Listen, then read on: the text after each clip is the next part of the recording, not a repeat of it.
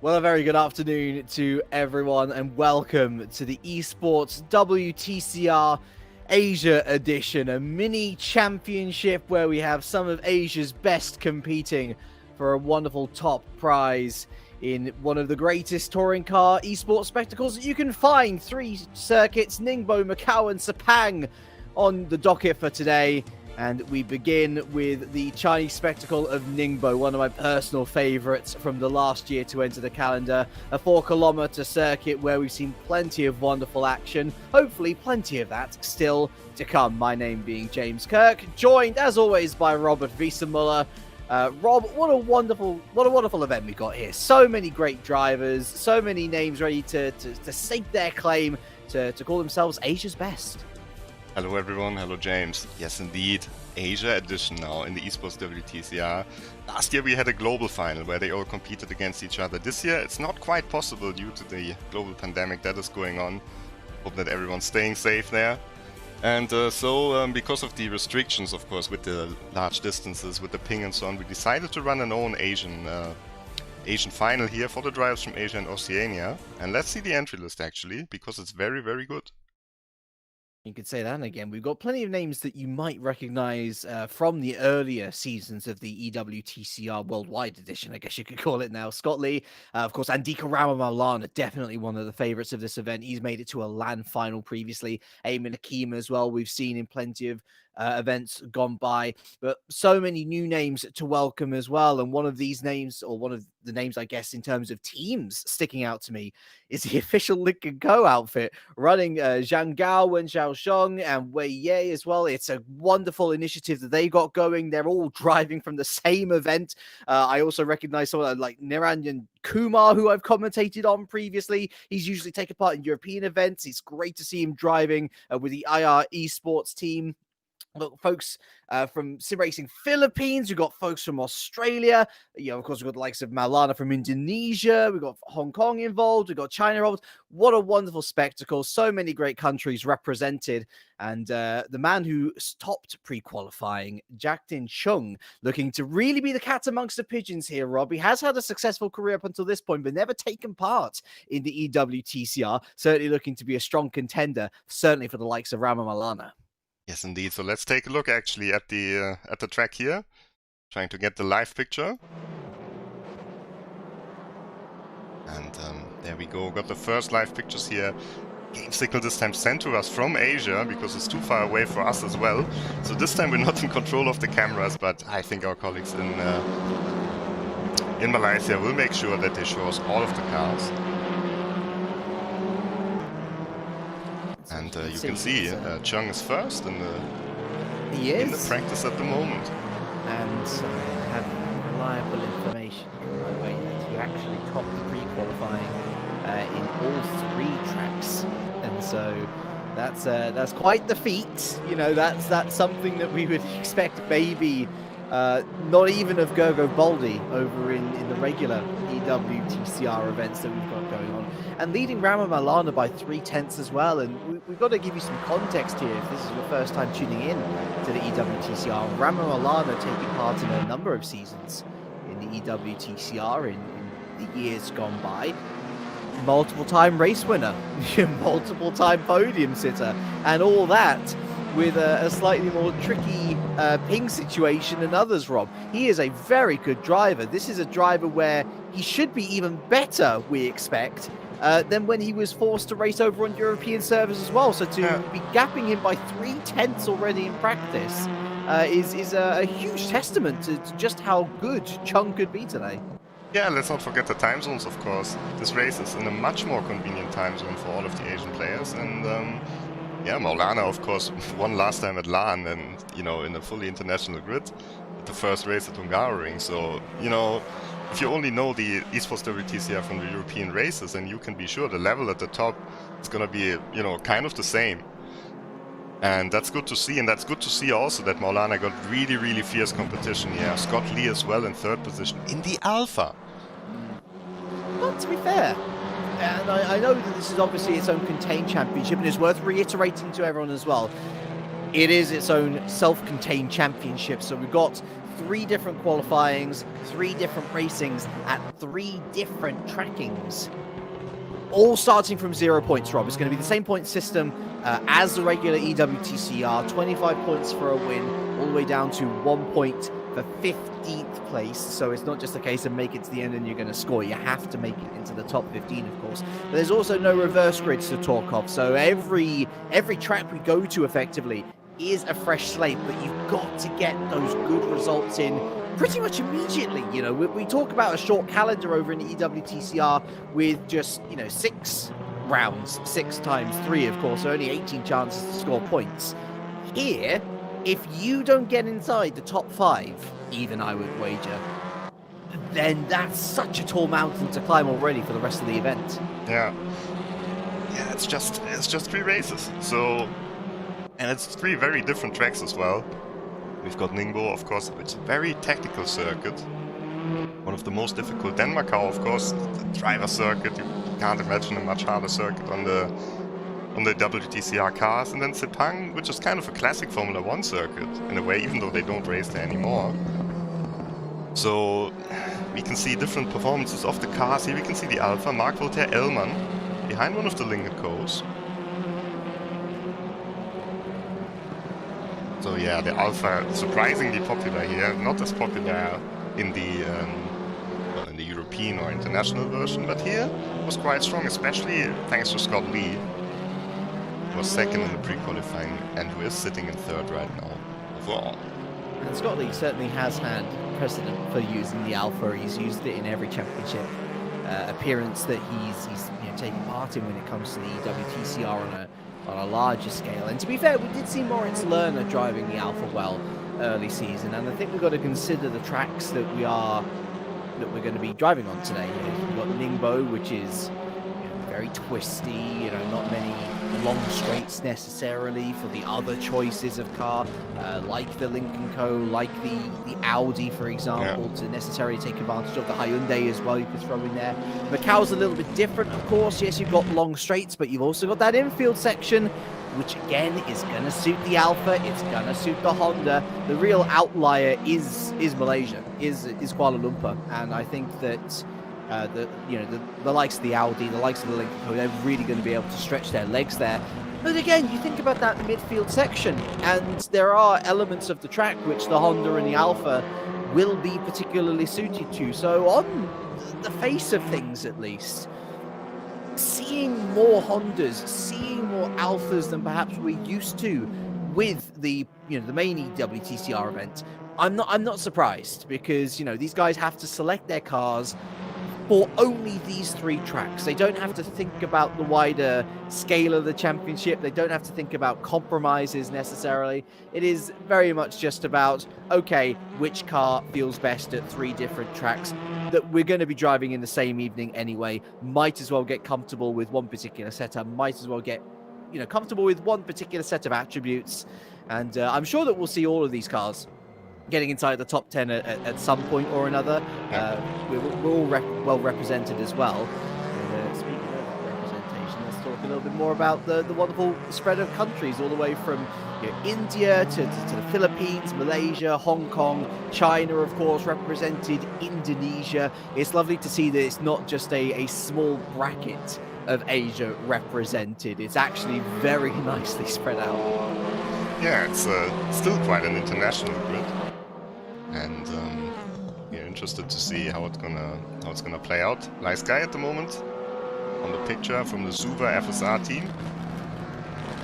Quite a variety of teams as well, and not many of the usual names that we see from the other championship. Here's Blue Steel Racing, Amir Hazik. Just got in last minute into the event. He got a wild card from the ERGP series. If you don't know what that is, make sure to check out the page from RaceRoom Malaysia, because they've got all the infos there about the Asian championships that we don't really follow normally, but already in the qualifying. And we haven't talked about one thing yet. One thing that is very, very important, that's the prizes that are on offer here today. It's a pretty nice spread. A very handsome €1,200 for first place, €800 for second, and €500 for third. It does mean that you're going to be aiming for the top 3 pretty much. As I say, if you're anything lower than 5th position, I think, in any of these races, you could probably kiss your chances a very, well, not very fond farewell, to be honest, because you're saying goodbye to very nice money, certainly. I'm not sure how that translates into all the various currencies necessarily, but take it from me coming from Europe/UK. That's a very nice sum of money these guys are going to be fighting for, especially when you consider the average age. Jackson Chung here, for example, 22, younger than me. Yikes, but certainly one of the favourites going into today. He'll fancy his chances after, as we previously mentioned, being the fastest in all 3 pre-qualifyings. It's looking very nice for him as he looks to take pole position 1 of today. Yes, here we got some infos about him. He's part of the PRP team, Pluto Racing Project. So that's a team that also races in real motorsport events throughout Asia. They took part in the Macau Grand Prix, I think in the GT4 car. It's great to see them here on the grid. They got 2 cars on the grid. The other one, I think, is Jason Rock. But we'll see that in just a moment. And Jackson Chung here is certainly one of the favorites, especially after he converted his pre-qualifying time also into the practice time here on the server. Let's cover the qualifying format. You'll see that the timer at the top of our screen is already on its way down. 10 minutes for each of our qualifying sessions here today. And once the timer hits 0, as per usual standards in RaceRoom racing experience, that's it. There is no finishing the lap that you're on. You have to go to the timer. And Jackson Chung just waiting a little bit to give himself some space as we head out into Ningbo. Let's take you on a little tour of this wonderful circuit as we head through turn 1 and into the fast turn 2 and turn 3. We had lots of track limits violations here. The couple of times that we went in the past couple of seasons to Ningbo in the EWTCR through turn 4 and 5 before the tight section of turn 6. It's almost a little bit like the Shanghai International Circuit here, where you turn in left and then you have to go a little bit tighter round to the right, 7, 8, 9, before the double left-hand hairpin of 10 and 11. We then have a bit of a reprieve as we have this straight line down to turn 12. You really need a good exit out of turn 11 to make any sort of overtake down here. Even then, it's still very risky indeed. And today we're going to be running the non-chicane layout. So from turn 12 down to turn 13, it is a straight run.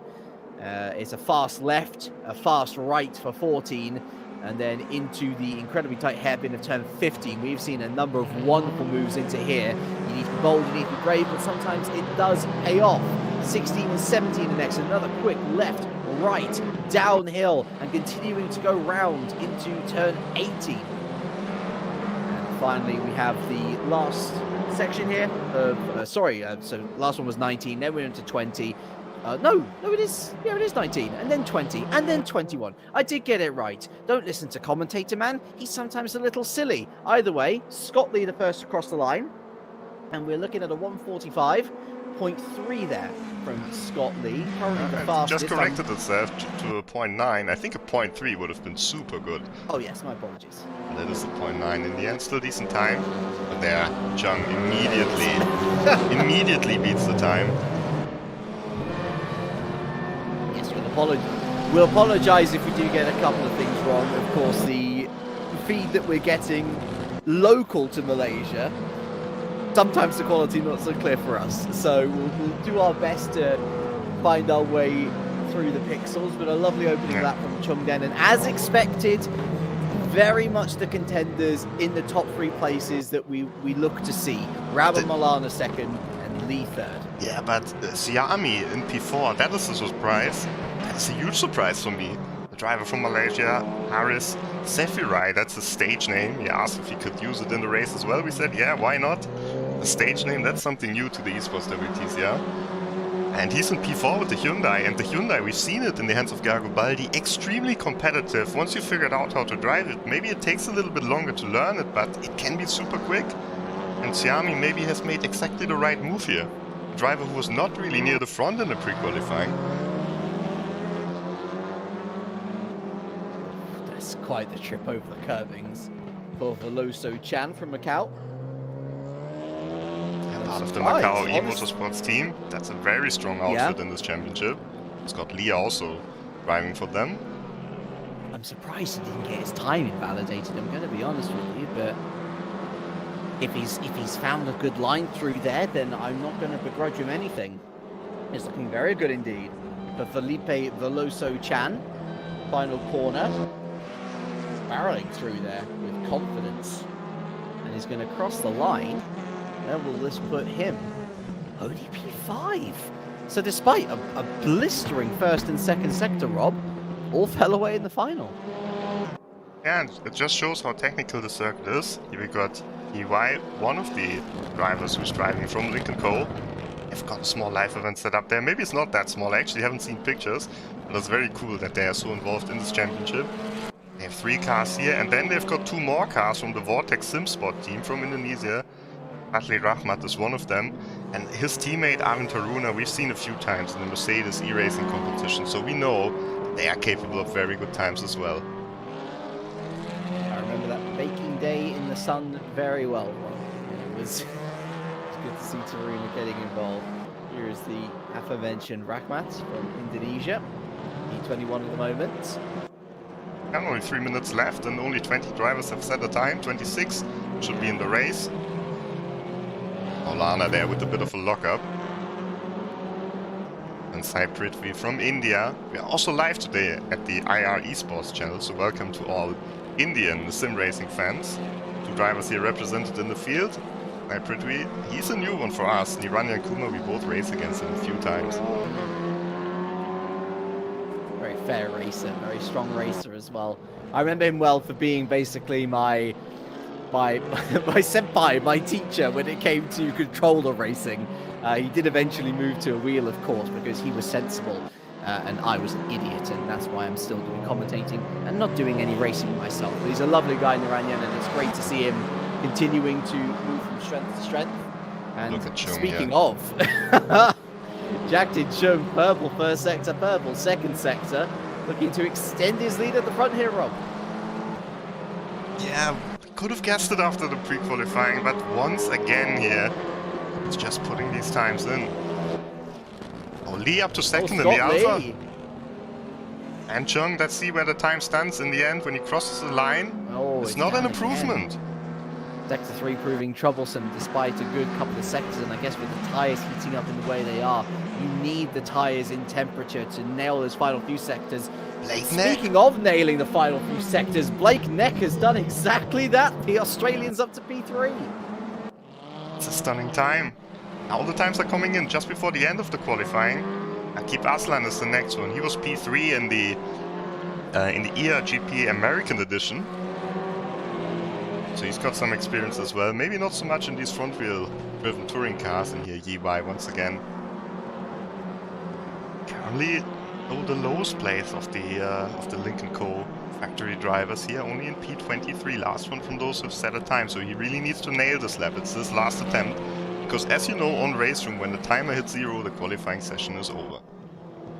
And the good news for him is that it's not as close as our regular EWTCR championship. So whereas if you were 5/10 down at Sector 1, you'd probably be looking at last place, unfortunately, in the EWTCR over in Europe. I mean, the entire field really not even separated by a second and a half on most days. I mean, still here, up to P17, second and a half, and that's a very long, very technical track. Yeah. I'm really impressed. Oh, Pereira as well, up to P7. That's another one of those where we think he could do pretty well. EY now, coming close to the finish line. As the game switches to his teammate when shot's on. So there was an improvement for Wei, but unfortunately no improvement up the order. I'm just worried about Zong here, whether he can make very it fast in the first sector, but I don't think he can finish the lap. Only 12 seconds left. Oh, who is that who went in? Was that Bork, I think? Mock improved. But pole position then goes to Jackdin Chung. And it's a Hong Kong front row, Rob. Not only that, but an Australian, an Aussie on the second row, ahead of Andika Ramamalana. Certainly our favourites going into today. But what a great showing for Hong Kong's Chung and Lee, locking out the front row, both from different teams, however, so I don't think they're necessarily going to be working together. And it's a wonderful showing there.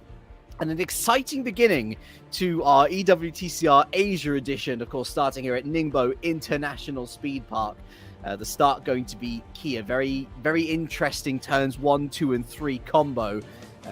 Pole position doesn't guarantee anything here. And look at how many cars are here. They're even standing a little bit in the last corner. Very strong field. Extremely interesting. Drivers are focusing now before the start of the race. Here we can see, for example, Ayman Hakim getting ready as the lights are red.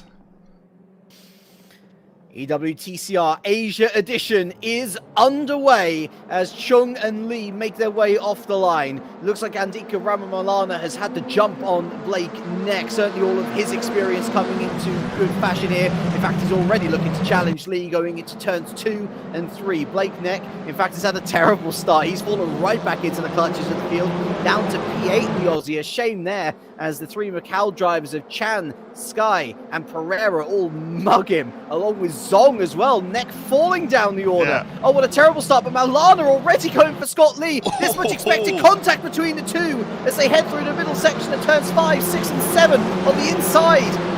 It's the man with the longest name, with the stage name Siami, trying to make his way up the order. But Rama Milana's going to hold strong into the double apex hairpin now. He's going to try and go around the outside of Lee, who breaks very early indeed. Nice look there from Rama Milana, who's going to get the cutback and is surely going to overtake the long-time stander in the EWTCR here, Scott Lee, on the inside. Contact between the two as well, and Lee's not going to be able to hold on around the outside of here. Surely not. No, Rama Milana is into second, and extremely exciting to beginning to this race, but all falling into the hands, Rob, of Jactin Chung, who continues to lead by a second.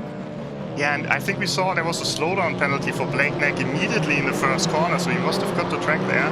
That's probably why he dropped back so far. Yeah, Maulana, pretty fierce driving here in the opening laps, but already 1.5 second gap to Chung. Not sure if he can close that. Oh, that was Pereira who was going very wide there in the red Alpha. Some crazy racing there. Side by side in the background. That's Song. And Song is super good here in the top 10, up to P7 now. And so at the end of lap 1, it is Chung who leads from Raul Malana, Lee, Siami, Chan, Sky, Zong, Mok, Hakim, and Pereira down to P10 after that moment. Slowdown penalty for Brody Steen, unfortunately. One of our other Aussies is Ayman Hakim, looking to pile the pressure on Mok. A close, tight battle this one as Hakim forces his way up the inside, and that's lovely. Unfortunately, we turn away from the battle with a lovely move there as Hakim makes his way through on Mok, and it looks like Pereira's been able to sneak his way through as well to the battle for P3 now as Siami trying to make his movement on Scott Lee, and it does feel like Scott Lee here is a great qualifying, but he's really struggling for this early race pace, Rob. Completely just thrown out of the groove immediately by the aggressiveness from Rama Malana. It paid off for Andika. Lee, it seems almost like he's overheated his tyres in trying to defend off Andika, and that's thrown him into the lion's pit effectively. Both Siami and, to be fair as well, Veloso Chan keeping him honest and keeping him close. Yeah. Keeping our eyes now on Song, who's going up the inside of Last Guy here. And in the foreground is Siami and Veloso Chan side by side. Veloso Chan actually takes the position. Oh, but Siami's trying right back at him. Not quite making it work now.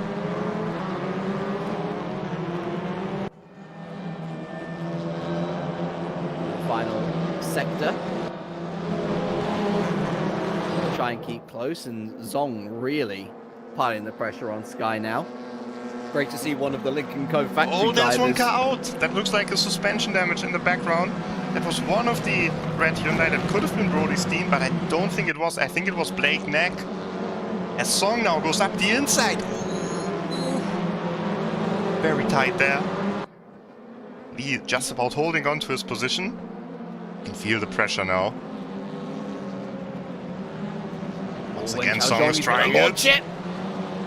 Up to turn 6. It's hard to get the purchase around the outside of this corner, though. Very much favours those who can get the inside line for the cutback. But Zong definitely looking like the faster driver. Sky the bottle cork effectively. Zong going to maybe try and throw it up the inside of the double apex. He is indeed. And that was nicely weighted from Wen Xiaozhong, who makes his way up to P6. This time it worked.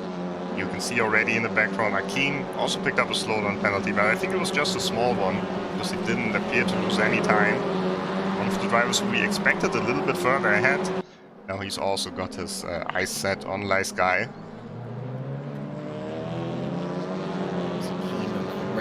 Pereira, of course, who had a slowdown penalty himself, and throws his way up the inside and ends up tagging the innocent victim in all of it, Lai Sky.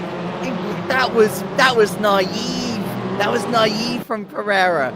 And it's going to be Akeem who's going to be the one who's going to be shouting, yes, thank you very much, I'll take that. He not only takes the position on Sky, but he also sees Pereira fall down the order. The steward's not going to look on that kindly. Yes, of course, we will have stewards here post-race, though. Drivers can send in a report, and then perhaps some of them will receive a penalty. Was that Scott Lee losing the podium to Veloso Chan? I think it is Scott Lee losing the podium to Veloso Chan there. So the Macau driver up into P3.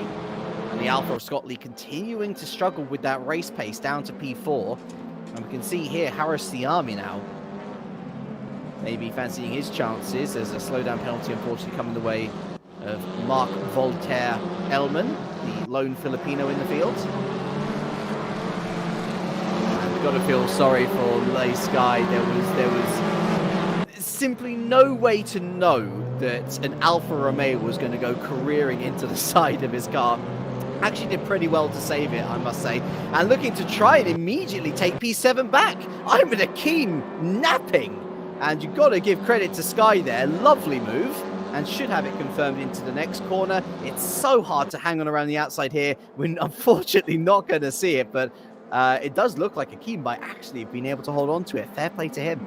Yeah, Jacqueline Chung now, our leader. The gap has come down. It looked like it has come down a little bit, but looking at the timing, well, 1.2 seconds, it has come down a little bit. He's managing it. He's in cruise control. Surely. I'm not sure. Still 18 minutes to go. And if Maulana's already closing now, I wouldn't be too sure about that. Wait and see, of course, with bated breath. Yeah, Scott Lee, I'm worried about him. I'm worried about him. It smacks Rob. It smacks Rob of a hot lap setup. A setup to get yourself as far up the field as possible in qualifying, and then hope that you can hang on in the race. It's not exactly a racer's preference. Obviously, these guys all wanting to overtake in the race. They want some chance of moving forward. But Scott Lee quite content with maybe holding on to what he has as Lai Sky trying to make his way back past Akeem for the second time of asking. He's got Cunio Pereira, though, the man who wronged him just a couple of laps ago.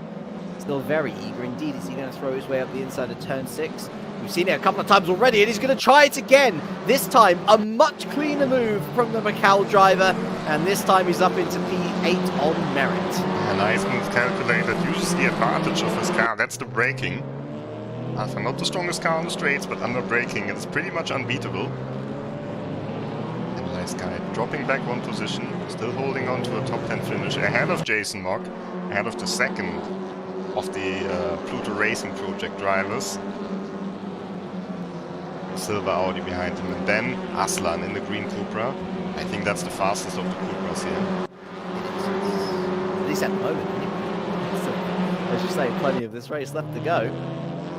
Mock currently holding on to that final top 10 position. Of course, no reverse grid, so not really that's going to make any difference, except with the points. Of course, points going all the way down to P15. I'm in his seat currently rounding out the point scorers. There's a nice close-knit battle here.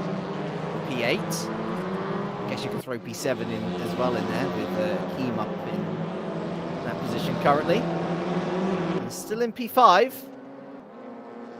Harris Siami, who's not been able to actually make as much progress on Scott Lee as I think he would have liked to. Looks like Scott Lee finally settled down into a nice race pace that he can keep. Yeah, but still look at the top 3, all Honda. Two of them we know Last are lap with the two of the better slowdown. drivers. Steen is wide here. And for the last point, Blake Neck with another slowdown. Blake Neck's race really didn't go as he expected it to go. Steen fighting with Ayman Hazik. Ayman Hazik, of course, very experienced driver on the Petronas event in 2018. So one of those drivers who's driven quite a lot of RaceRoom actually.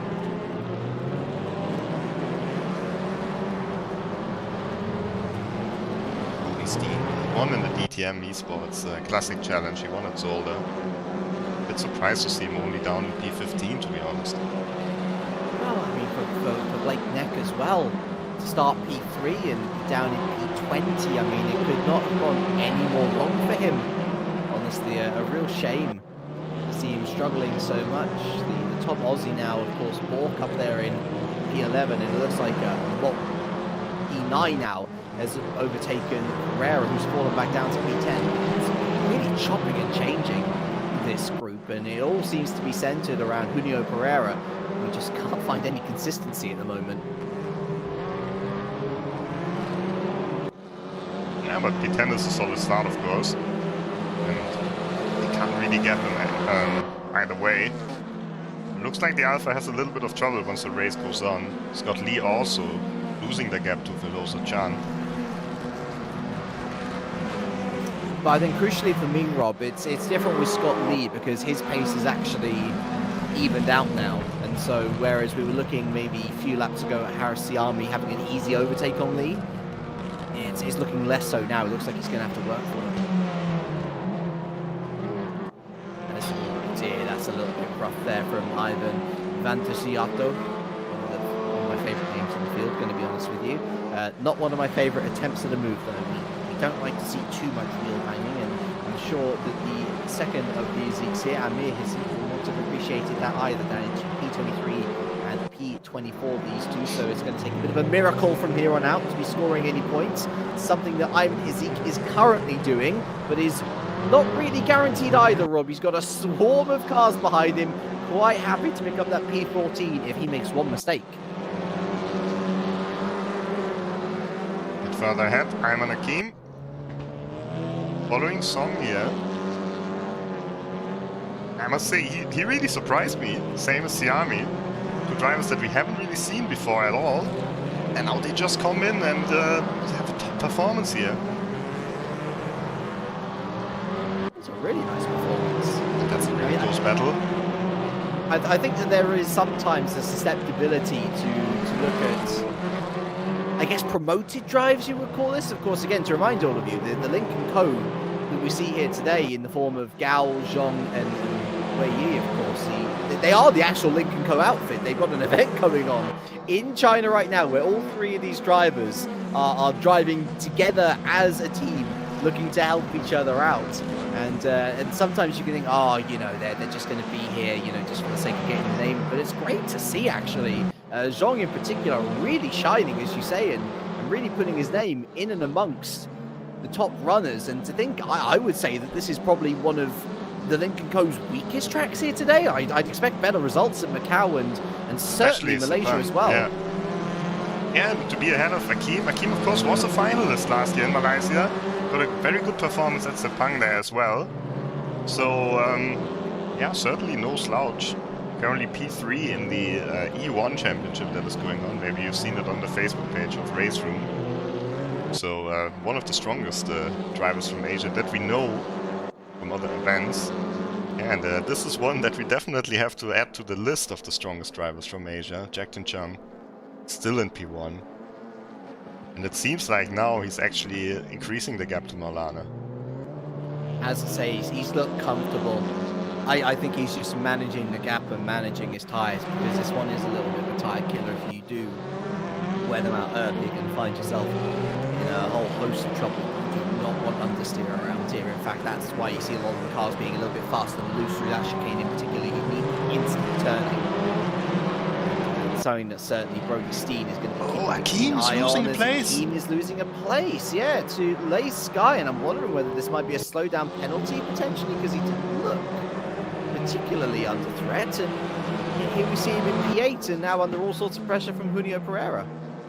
Yeah, I didn't spot it. I didn't spot any penalty against him.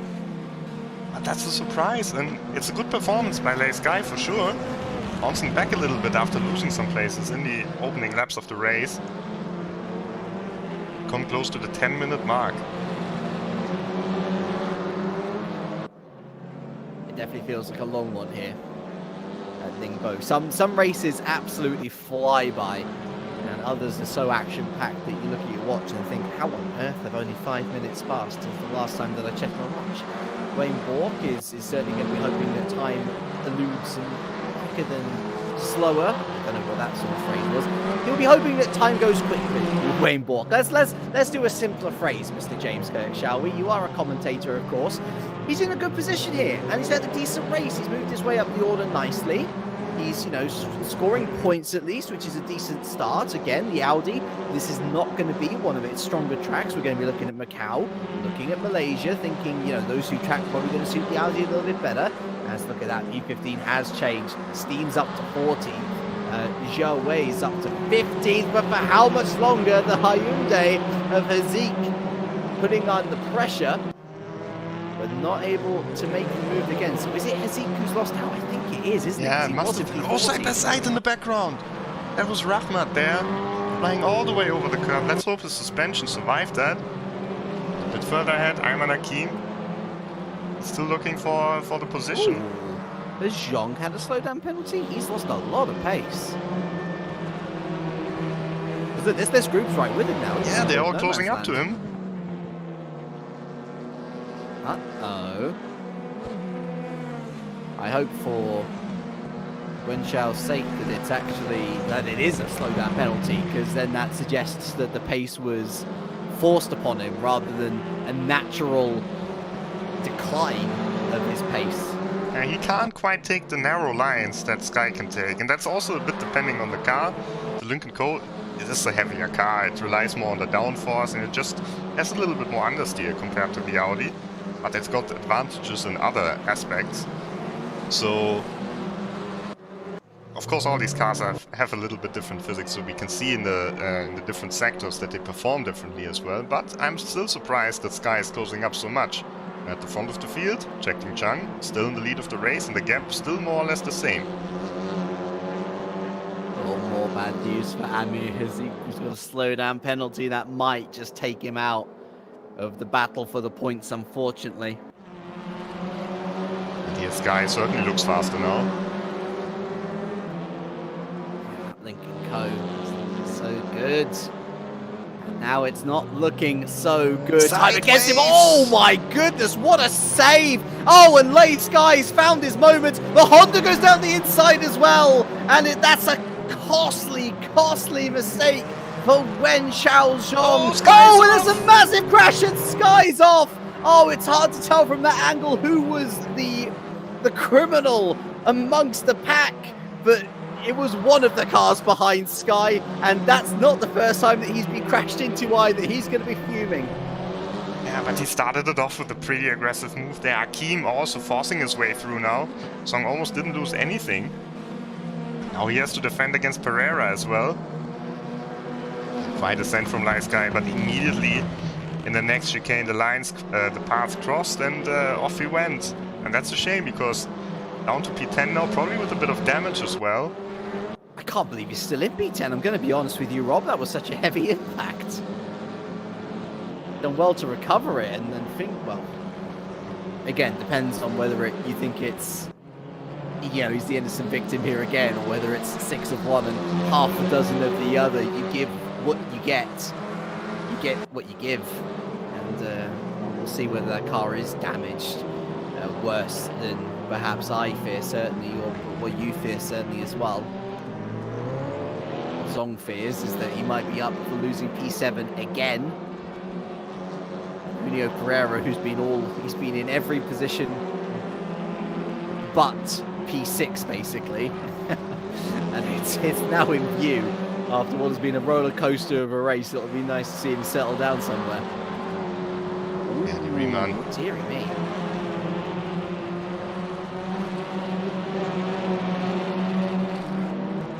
And a little Indonesian group here.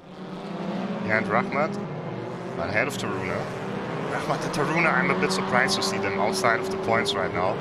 Oh, Riemann goes into the back of him, and I think that's a technical issue there for Rahmat. His car just disappeared a little bit for a moment. Not sure what's going on there. Either way, Riemann losing out of it. There are definitely some internet shenanigans going on. And let me tell you folks, as the owner of not so great internet from a not so great internet provider, I sympathize with that cause greatly. I also sympathize with the fact that Andika Maulana has been staring at the back of Chung's car for the entirety of the race. 5 minutes left, and it just seems so close yet so far away, Rob. That gap has been managed masterfully by Jack Tin Chung, who's making a big impression on me, certainly. Yeah, but I think we can't count out Maulana. He hasn't raced this track yet. It's his first time racing here, but he has definitely raced in Macau and at Sepang. So we'll see if Chung can carry over this advantage. He has an advantage, but it's not really big. I mean, the race pace looks pretty much the same from both of them. And Ayman Haziq here. Still P16, he wants this final point against Brody Steen, who locks up. This could be the opportunity for Haziq. It's the inside. He will have the inside for the next corner, but a little bit of a better run for Brody Steen. Haziq has to slot in behind him. Now on board from Brody Steen. Towards the car of Margia Way. Nice guy. He lost the P10. Lost it to Wayne Borg. In the top 10 once again for the first time since Blake Neck fell out of it in spectacular fashion. And as feared, Sky definitely with a little bit of damage on that car, unfortunate to see. Next to defend off will be Akeem Aslan Cooper. Thankfully for Sky, mercifully for Sky, laps starting to run out, Rob. I imagine we've got this one and then the next one, and that will be race run. Let's see when the leader crosses the line.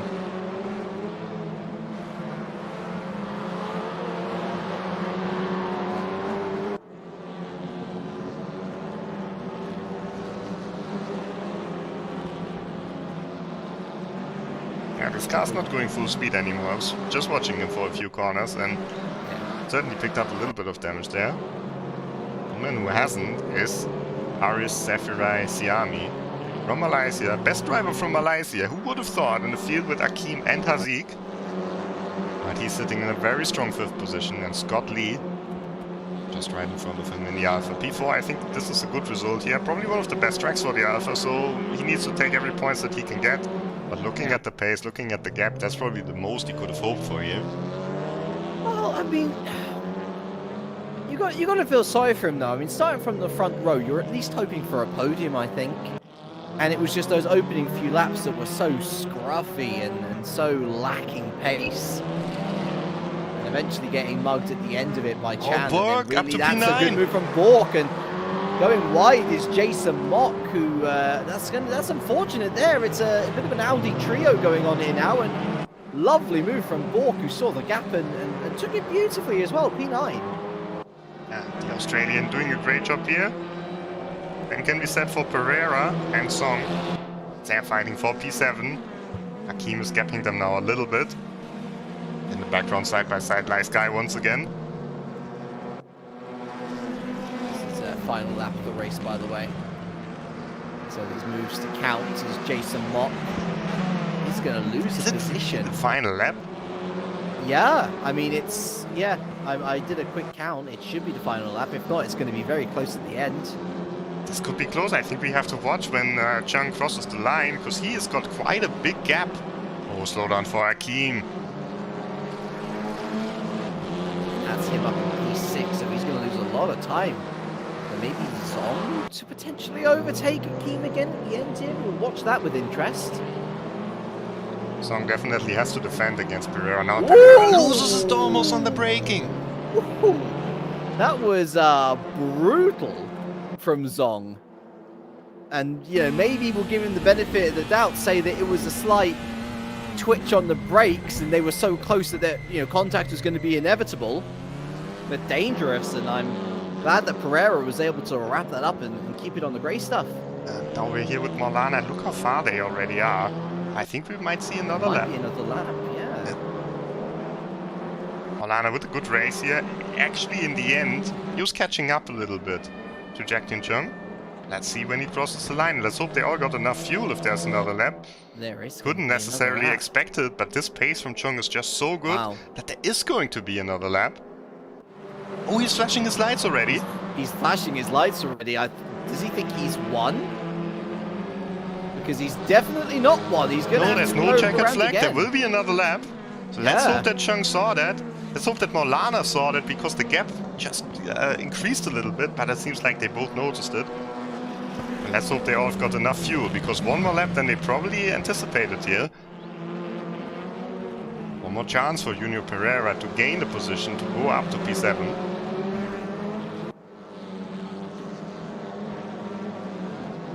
And Akeem will be quite thankful as well that his slowdown penalty wasn't damning enough to feed him into the clutches truly of Zong. In fact, Zong, as we already mentioned, probably has to look behind rather than looking ahead at this stage of the race. Still flashing seems the like lights. Chung is just flashing the lights all the time. He's just happy. He's driven a great race, to be fair. He should be congratulated. As I say, I just hope he does have enough fuel for the end. I'm sure that he has. It'd be silly not to calculate it as such.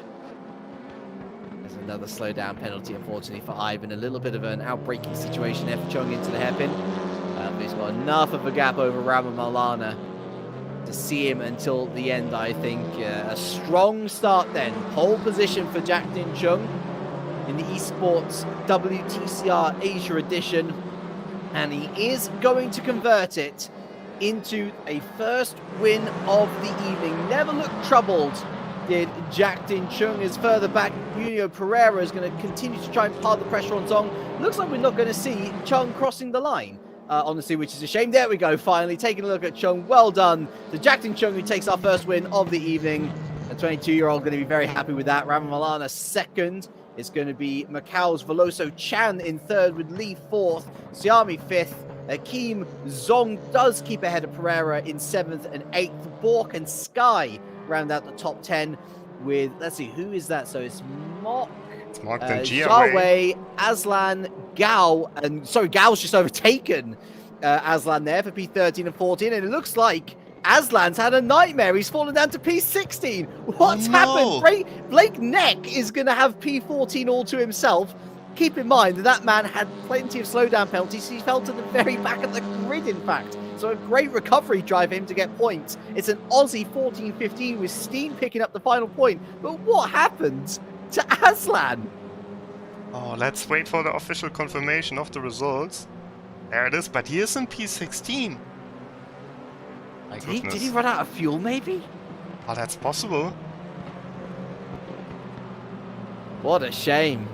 Points literally slipping through the fingers, but points also falling very nicely into the palms of Jack Tin-chung, who takes home all 25 as we move to Macau for, effectively, round 2. Another qualifying session, another race coming up for all of you. A little bit ahead of schedule as well. Although, actually, no, we might be right on schedule if we start in a minute when it comes to qualifying. Yeah, I think we're actually behind the schedule because we will have a short practice session so the drivers can, can get used to the track. But either way, we're just finishing up with the points here, so you can get the updated points standings very quickly on your screen as well. But yeah, James, what a race! Who was your man of the race? Oh, I mean, Jack Tin-chung. There was absolutely no one else I could choose for that. Whenever you have a drive that's impervious, you never lose P1. That's got to be respected. And you know, it was such a wild midfield that nobody really stood out above the rest. You know, for every good move there was a little mistake as well. And although you could say that Andika Ramamalana's pace was good, he had a pretty solid race as well. Of course, he overtook cars to get to P2. He just didn't have the pace to challenge Chung in the end. So a wonderful effort from Jack-Dun Chung. And it's going to be interesting to see whether he carries that pace into Macau, as we expect. Certainly, that's what the pre-qualifying has told us anyway. Just trying to get the updated point standings here on the screen. Still sitting at 0 points. That's not quite true, of course, as we should be able to see the points now. Yeah, Jack-Dun Chung, 95 points, but it's only 5 points difference. So Maulana can definitely still win this if he just wins the 2 remaining races. He is automatically champion, of course. Going to be interesting to see how the 2 Macau Esports guys, the 3 Macau Esports guys really are going to do. Of course, Chan, a local of the area as well. And you'd think that would give you a home advantage, Rob. The longest track that we'll see here today by a comfortable margin. And a track that's always willing to throw up a few surprises as well. Traffic can be a big issue here, especially if a car is at a 90-degree angle. Yes, we've seen a lot of pileups here as we go into the practice session. 2 minutes left in practice, and Blake Neck, currently the first one out on track. That's really, I mean, that's not even a full lap really to contend with when it comes to practice. So they're very much throwing them into the frying pan here with how the format is today. I mean, yes, of course they know the track. They've practiced it plenty beforehand. But straight after a race at a different circuit, that's going to be quite a challenge in itself, honestly.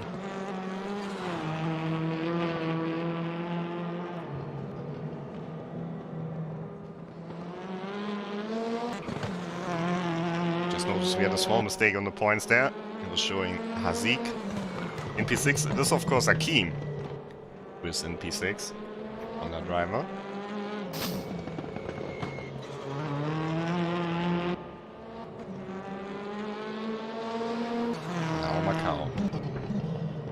Seen many championship hopes end here in the barriers.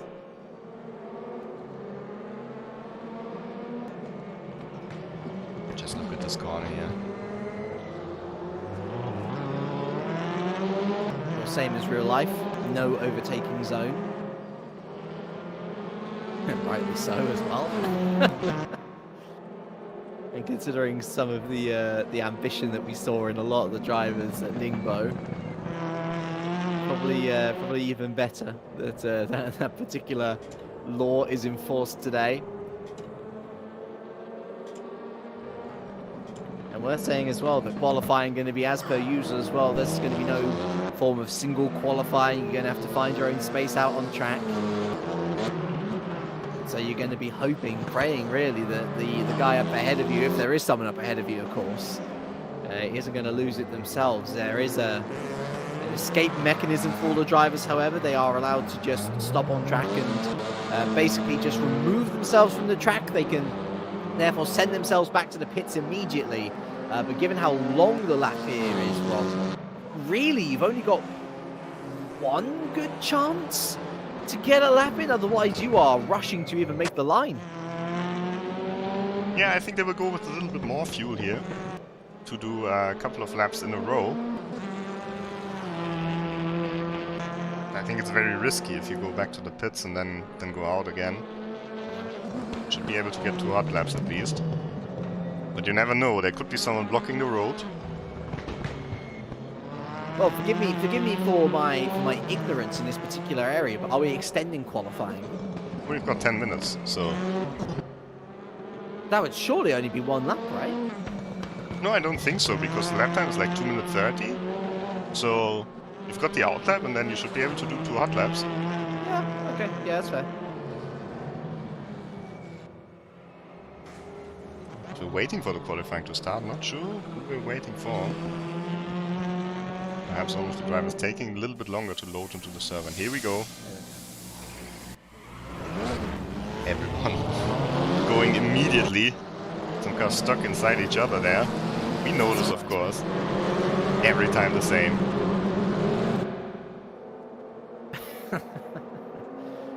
Of course, this run down to basically the meat of the pie that is this circuit is always spectacular. Nick once again, first one out. Behind him, number 86. That is Maulana, of course. And then Cunio Pereira in the red Alpha. One of the drivers where we think he could do pretty well here, because he knows the track inside out. I'd be curious to see where Chung is in this one. Maulana. Maybe that's Pereira who's, you know, putting Yeah, no, on the Maulana aggression. and Pereira, you don't have a... Oh, actually, to be fair, that speaks volumes of the experience of Maulana. He's just let him go. Yeah. He's just let him go. He's not going to fight that.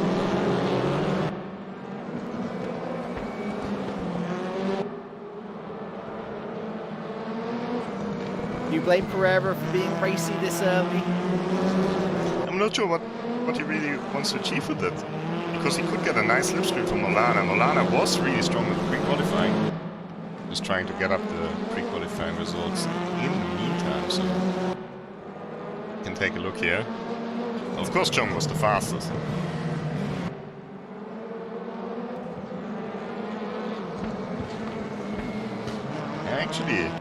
Actually, Pereira was faster than Maulana in the pre-qualifying at Macau, only by 3/10.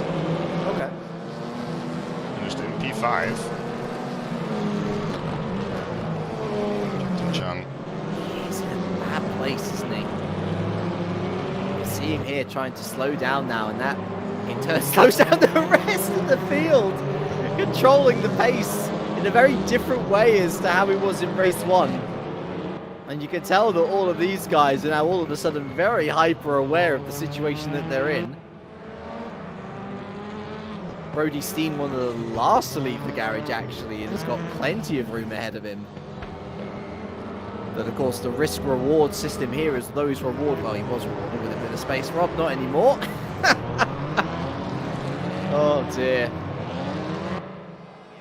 How much patience do you have? Big Neck first one to start the lap now. And decent gaps here for Pereira, for Maulana as well. And I think it was Hakim who is in 4th position.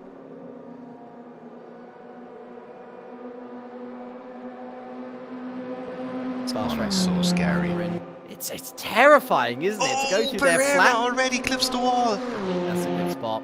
That's a good spot. And he's back to the pits. You can see the Alpha isn't there anymore. Suspension damage for sure from this impact. Takes this mower nicely. Blake Neck, of course, 3rd on the grid in race 1, but it all went horribly wrong from Lucky to score points. Lucky again to be in such a good position here with no one ahead of him as he heads up St. Francisco. Actually, I guess it would be St. Francisco Hill, huh? It's not San Francisco, it's ST, or is it Street Francisco Hill? I guess we'll never know. Into the real twisty and elegant part of this circuit where the setup needs to be brilliant and wonderful and on point into maternity as Blake Neck goes. Teddy Yip, the Solitude S's, they all, every single one of these corners, somewhere where your race could end, where all momentum could be halted. But Blake Neck does not have the pressure, Rob, which he would have had the man behind him not hit the wall of Mandarin. Yes, and you can see Maulana in the background also hit the wall there. I think that was on the exit of Moorshell. So Neck on a pretty decent lap. That will happen. Decent exit as well, and you can see Keem has actually caught up with Maulana.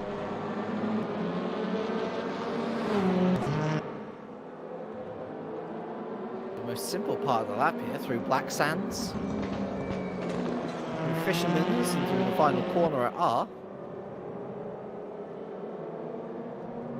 It's all about your straight line speed and entrance exit speeds, really. Simple corners, but simple to get wrong as well. so much time to be found. And Neck's going to set the pace here.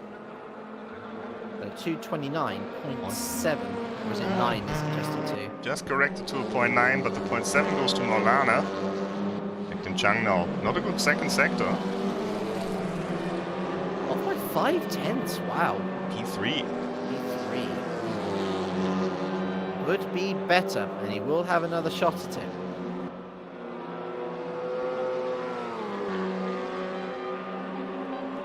Snipe Prithvi up to P7. Good to see riders from IR Esports here getting their times in early.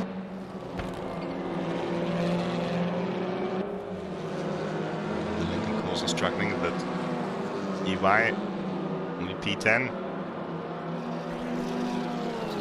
5 seconds down. Veloso Chan is 13.3 seconds down.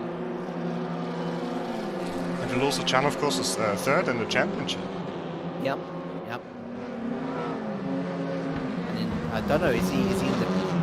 We obviously can't see whether he's in the pits or not. But if he did return to the pits, he will not have another chance. That's why, that's what we were saying earlier, fuel up for 2 laps. Because you can get 2 laps in, but it's got to be one after the other, just like Jack Tim Chung is doing. And it is another purple first sector. The man from Hong Kong. And he's got Maulana right behind him, hasn't he? 86, that is Maulana. Yeah. Maulana on provisional pole position as things stands. Yeah, he's following Aslan in the Cupra. The Cupras didn't do too well in the first race, but they should be a lot better here. And Aslan's actually letting him through.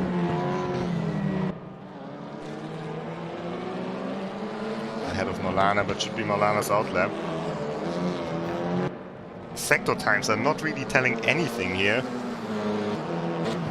Because basically all of the time you can lose or win in the second sector. It is so long, it's so much longer than the other sectors, and it's really the only sector that has technical corners in here. It's happened alone, you can lose like half a second if you clip the wall. Chung is doing it nicely.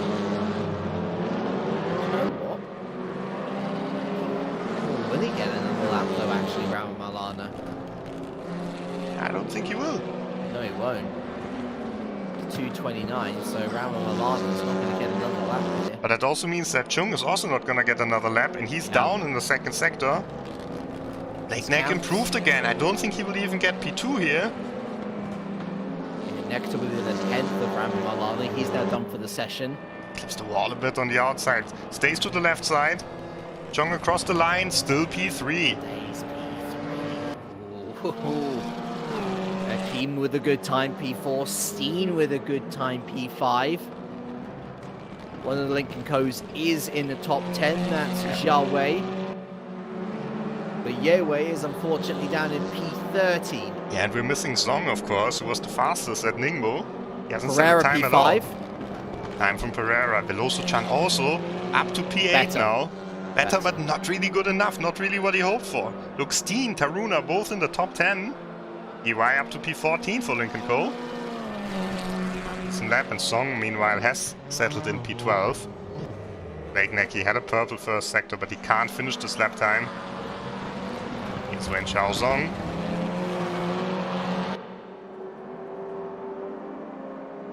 Him and the great Audi. I presume that's Jason Mock there. Either that or Jia Wei. If it is the 2 teammates working together, then that's good for slipstreaming purposes. And Xiao Zhong, is he able to improve? Crosses the line. Improvement, and it was Mock. Improvement. It was Mock, P11. P11. I look at Sky there, who actually got into P8 ahead of Veloso Chan as well. And look where Siami is, for example. So it just shows that this track really is completely different. V-Man up to P7, that's another one who didn't perform very well in the opening race.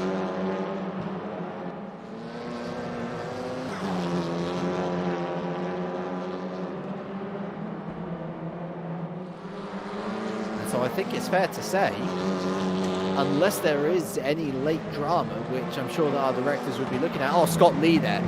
That's really the final guy that we were looking for, and he's into P6, so I think it's fair to say Andika Rama Maulana taking pole position in Macau. And once again, Rob, it's Blake Neck who really is the surprise here. P2 this time. and Jackson Chung forced to settle for P3. Yeah, surprising qualifying results here. The drivers are lining up now for the race. A reminder of the point situation in the championship. We can see it now with Ayman Hakim showing up in P6. Jackson Chung leading, but Maulana was here on the pole position. Chung only on P3, and if they finish like this, the gap would be only 1 point for Chung coming into the final race.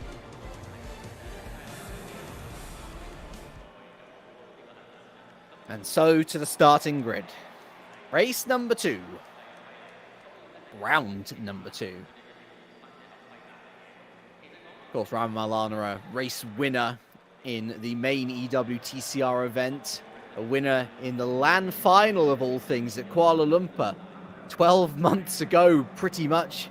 There or thereabouts. Will he win here today? Well, look at that. It's a terrible start from Blakeneck again. Sort your first gear out, man.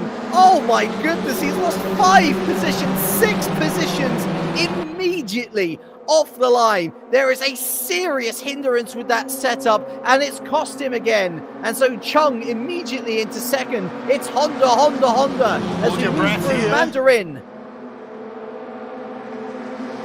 Pretty good. Seems like everyone made it now down to Lisboa. And Chung is already attacking Maulana at the front. It's only the outside line. Oh, Maulana hit the wall! He did, yeah. I saw him going in and I'm like, did he go in a little bit too hot there? He really did. And Chung has gone from P3 to P1 in the space of 3 corners. Maulana got damage as well. Look at the headlight. The front headlight is completely broken, so there could be more damage to his car. Let's hope it's only cosmetical. But that's a big blow to his championship hopes. In the first braking zone of the track, he also into the wall. And now he's right there with Pereira. He's behind Hakim, who's one of the most aggressive drivers. In the background, side by side, Brody Steen, Ferdi Riemann. One of the Audis hits the wall. It must have been Jason Mock. That's the Macau that we know and love. So is Maulana's challenge over before it even began? He choked it at turn 3. Oh, you hate to see it, but you always show a sense of caution on lap 1, especially around here, especially knowing how brutal Macau can be. Not that Chung's going to care at all. He's got not just a lead on Maulana, but he's now got Hakim between the two as well. Pereira with a decent start, Lee with a decent start after his terrible launch off the line again. Looks like Blakeneck has at least rallied to some extent. He's still ahead of Steen in P6. Veloso Chan's also gotten ahead of Sky, I notice, as we head into Black Sands and into Fisherman's for the first time. Look how much time Rama Maulana is losing, and really his best hope for the championship now is to just wish all of the luck and wish all of the forward momentum onto the Malaysian that lies ahead of him, hopeful that Ayman Hakim can potentially take the lead at some point today. As it stands, Chung leads at the end of lap 1, Hakim second, and a stricken Rama Maulana third, Pereira lead, next Steen, Veloso Chan, who's just gone ahead of, who's that, Riemann up there in P9. Great to see the Indonesian really scoring some decent points here at the moment. Sky rounds out the top 10, Rob, but the real crucial takeaway is Rama Maulana. He has damage, and he's got to hope that Chung loses P1 at some point in the next 25 minutes. Bit further back, nice guy. Going for the move on the braking into Lisboa. That's a clean pass against Ferdi Riemann. Job for the driver who has his home race here.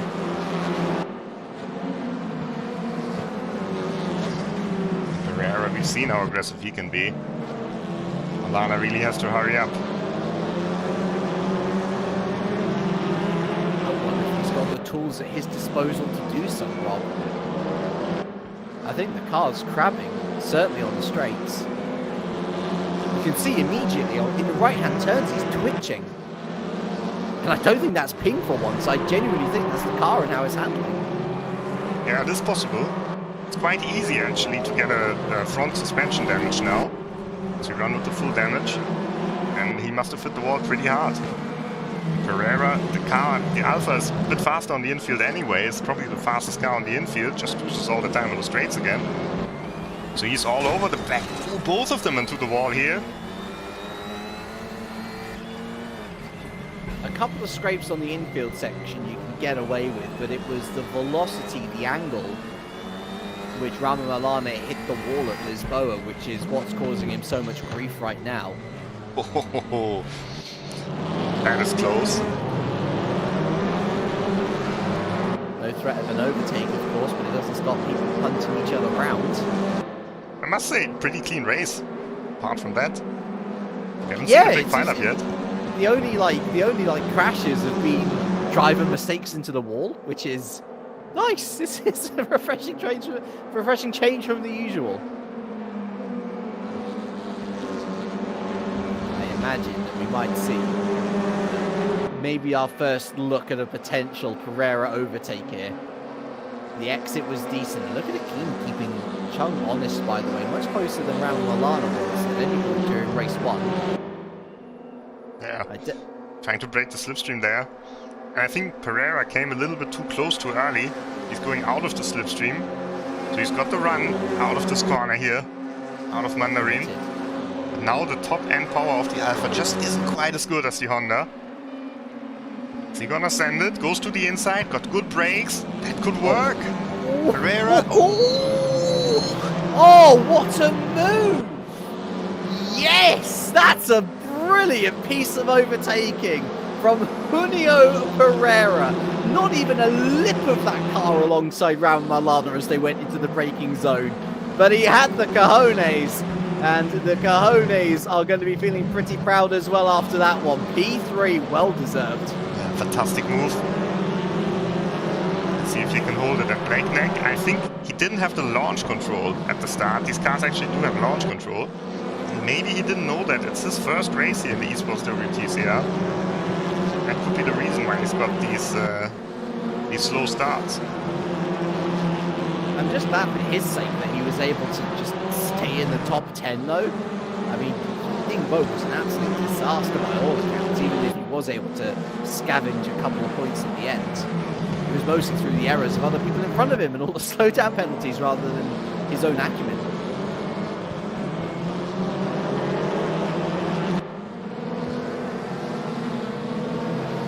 Behind him, he's actually got Veloso Chan, who, surprise of surprises, has actually been able to make overtakes work. What a surprise, Rob. The 3 drivers who have committed the most overtakes that we've seen on screen all live in Macau. Yeah, it's just this extra experience that you need here on this track. And, you know, maybe that was the case for Wen Xiaosong in Ningbo, because that's kind of Lincoln Co's home race. So perhaps he knows this track pretty well, and Macau, he's doing a decent job there. No doubt about that in P12. Running still in the points, but it's always this home race advantage, and we might see the same with Akeem at Sepang. So let's not count out Akeem. I was going to say, if he's doing this well at Macau, then imagine what he might be able to do at his home race.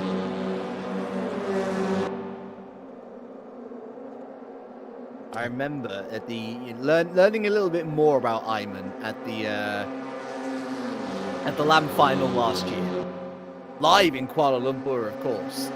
A lot of people hold Akeem in very high esteem, and I realise that rhymed. I tried to be a poet on my off days. They think in the background. Sorry to interrupt you there. No, go for it. I don't think we will get to see it. There we go. Breakneck was trying it against Scott Lee, but under braking against this Alpha, there's just no way through. Behind him, it's Sky and Steen exchanging positions. Look like Steen has been able to hold on to that one. Yeah, a lot of people really do rate Akeem. And I think that it's taken him a while to break through into the spotlight, so to speak. And certainly last year, he did seem to be a little bit, I wouldn't say out of his depth necessarily, but he definitely wasn't looking to challenge for podiums. You know, let's put it that way. You know, he would have been lucky to score points. What he did was really interesting, because he actually went to one of the European teams and worked with them, especially for his WTCR pace. He worked with Ballas Esports, We all know the team very well.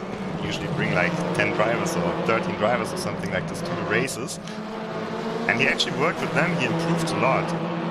And I think this is paying off right now. Well, the proof's in the pudding. We know that Ram Malana is a race winner / podium sitter when it comes to overall EWTCR pace. We've seen that Chung has been able to beat him, and he is keeping Chung very honest indeed. We do not want to be in a three-way fight in the middle of the camp. I've got two of them. Lovely. Blake neck for me in this sandwich. Ahead, Scott Lee. Behind is the man that we go on swingman with. We don't often see this camera angle, it's fair to say, Rob. Yeah, it's a bit complicated to access through our spectator tool and RaceRoom. But I think our colleagues from Malaysia have found a way. There's some drivers who drive like this. I do not understand it at all. You know, I'm not going to lie to you. This is my preferred. Whenever I'm driving arcade races, Rob, this is my preferred camera. I don't know. It's nice to have a good idea of what's happening all around you. I know that you might not get as much pace, but it's actually quite good for battling because you can see immediately how close you are, how close someone is to potentially overtaking you as well, so that you can give them a bit more space. And I think most of the drivers here will use cockpit view at least. Oh! Malana does for sure. Riemann at a very dangerous place, side by side. And we lost Song. Disconnected from the race. It's a shame for Wen Xiaozhong, one of the Lincoln Co's. The Sky, it looks like, is finally overtaken steam down at Lisboa. Was threatening that last lap. It's happened this lap as Ferdy Riemann continues to fall down the order. Now lost the position to Ma Xiaowei. Apparently he's the lead Chinese driver of all people now. Yeah, and he's the one in the Audi. That's a bit of a surprise. Blake Neck gets passed by Veloso-chan. And straight back, that's happening on the infield. You can always count on Veloso-chan and Pereira to make these aggressive moves in places where you don't expect it.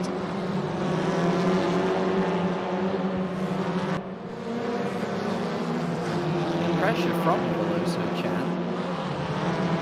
It's given Scott Lee a bit of license to just have a bit of a breather. Again on board with the swingman camera, as it's commonly known, of course, in gaming. Call it the Bogdan camera. It's one of our good old friends, Mr. Karamidaro Bogdan, always used to race with this camera.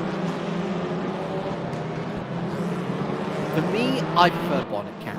I like it because it's not too close to the road that you can't see anything that's going on, but you're at least close enough to the road to be able to get every single inch off the apexes as possible.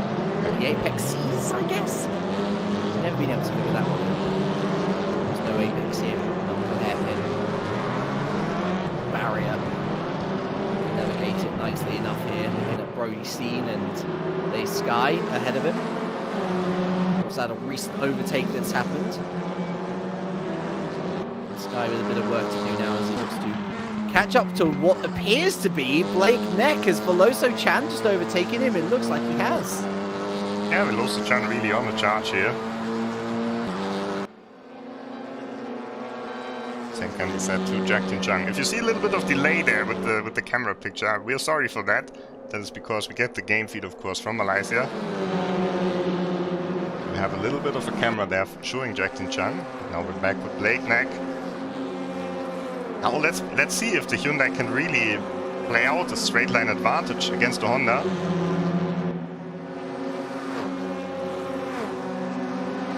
Doesn't look like it. Thinking that Veloso-chan has a potential late break advantage as well that all Macau drivers will have. No real effort from Blake. I don't think that he really had anything to work with either. Forced to settle for 7th at the moment. Still 11 minutes left on the clock. And look how much time Malana has lost already to Pereira on the tower. It's over 2 seconds. So he really lost his race in the first, well, not the first corner, it's actually the 3rd corner of the track. But Yeah. he lost it so early on. Now he's looking at fighting for 2nd in the championship. And he hears some crashing noises. Ooh, we can see a big lag. from Veloso Chan. That was Michael Ter-Elman there, also disconnecting, I think. You just see one moment the Alpha flying through the universe. Of course, Macau well known for its pocket dimension underneath the circuit. And you also have to think about the you know, how it works with these drivers connecting to the servers. There are some drivers who have to use a VPN to even be able to play in this event. And you say, okay, it's just a regional finals. It's just from Asia. Asia is really massive. You know, the distances between the drivers from India, for example. Ayman Haziki's driving from Japan, actually. And then we've got drivers from Australia, probably also from the yeah, probably from cities like Melbourne, like you know, the other side of Australia, pretty much. That's even further away. So the fact that they are able to race against each other, we can see Riemann also having a bit of connection issues here right now, but it is pretty impressive. We lost about 6 drivers overall, I think, actually, from what appeared to be just one disconnection spike, basically. Here, Riemann's connection wasn't great. There's another one drop. Down to 19 drivers now, maybe even 18. It looks like Naranjan Kumar is out. Oh, dearie me.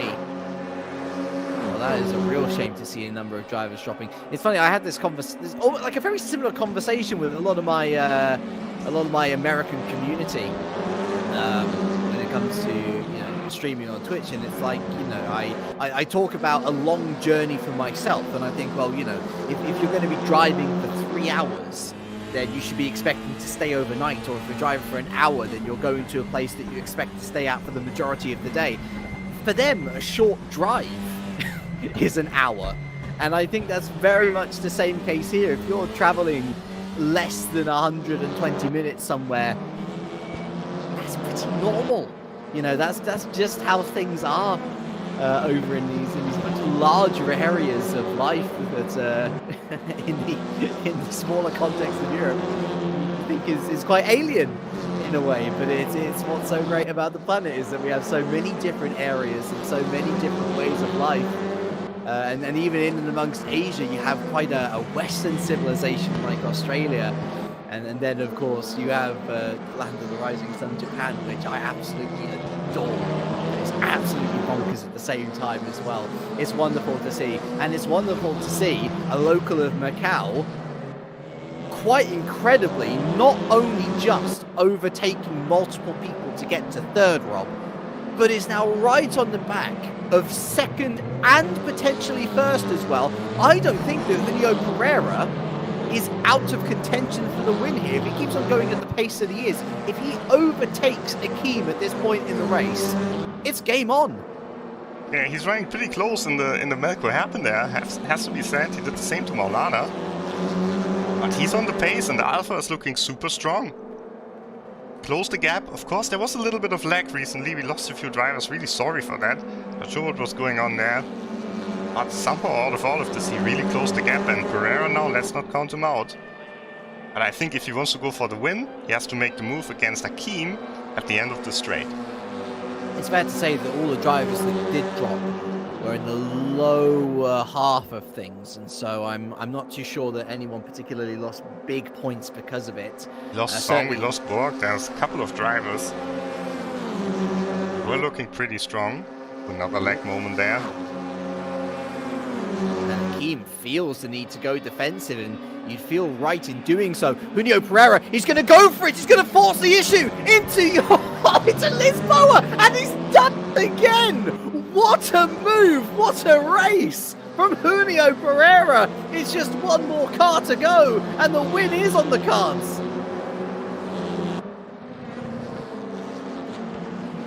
Crazy stuff there from Julio Pereira, up to P2. Let's see if he can catch Jack Tin Chung in the last 6 minutes of this race.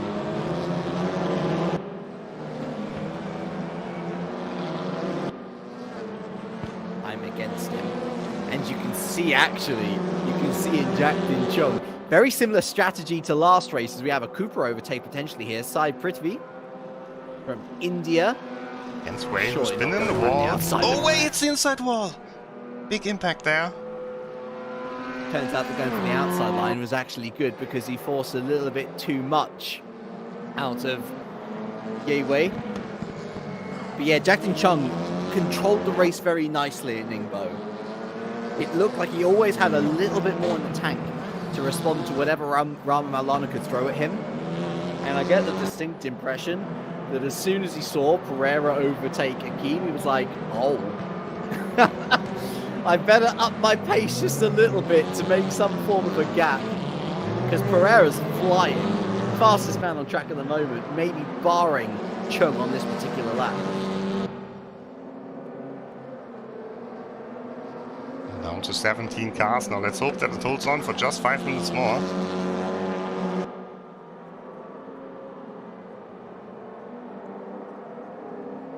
A race of attrition against the wall as well as the connection, it seems.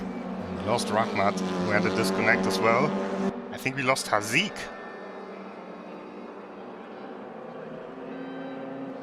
Look at Rama Maulana, by the way, now falling back into the fold of Scott Lee and Veloso Chan as well.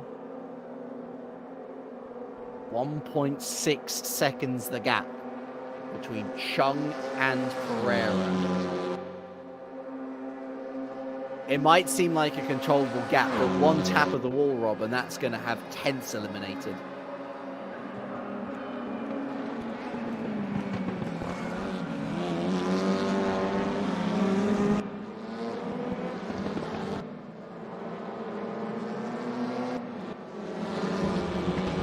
For the rest of your point scorer as well, there's only 2 people who aren't scoring points at the moment.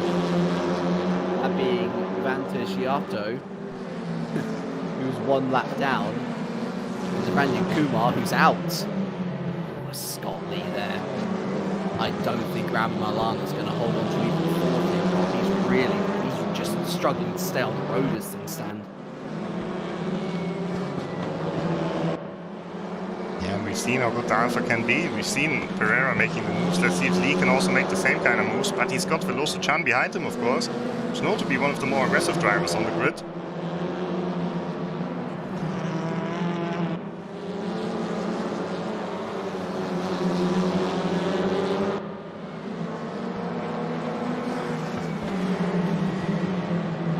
My eyes are just eyes on stalks right now with that lead gap. 1.5 now. It's Going down, 1.4. I just got this. It's that same feeling whenever you watch. 0.3. 1.1. Okay, let's Oh my god. it's actually a very good timing system here where it really does go corner by corner. I just get this Lewis Hamilton feeling from Chung right now, Rob, where it doesn't matter how much somebody closes in. It always feels as if they're always going to pull it out again. And let's see, I'm curious where the leaders are actually, if they've already crossed the line. No, they're up there, aren't they? Yeah, so this is going to be final lap. Yeah. Yeah. A second in 1 lap. I mean, that's a tall order for Junio Pereira. Mind you, he's now under a second. Hello. It is bad of a commentator, but rooting for the underdog is something that's ingrained in my system. And if anyone could overtake around Macau on the final lap of the infield section, it would be this man. Yeah, but he's running out of opportunities. He won't have the Lisboa corner. Chan has it. He's going for an attempt here against Lee, but he's not close enough. And credit's got to be given to Rama Maulana as well. He is keeping that car under incredible control despite the damage. Holding back Scott Lee and Veloso Chan is a monumental effort in himself, and I think it is going to be a little bit more on luck for Malaysia. Oh, Chan up the inside! Oh, hello! Oh, what a move! Oh my good lord! I wasn't even expecting it. And yet it still happened. Incredible move. Crazy stuff there, crazy stuff. Scott Lee down to P6. Veloso Chan now, I set on Rama Maulana.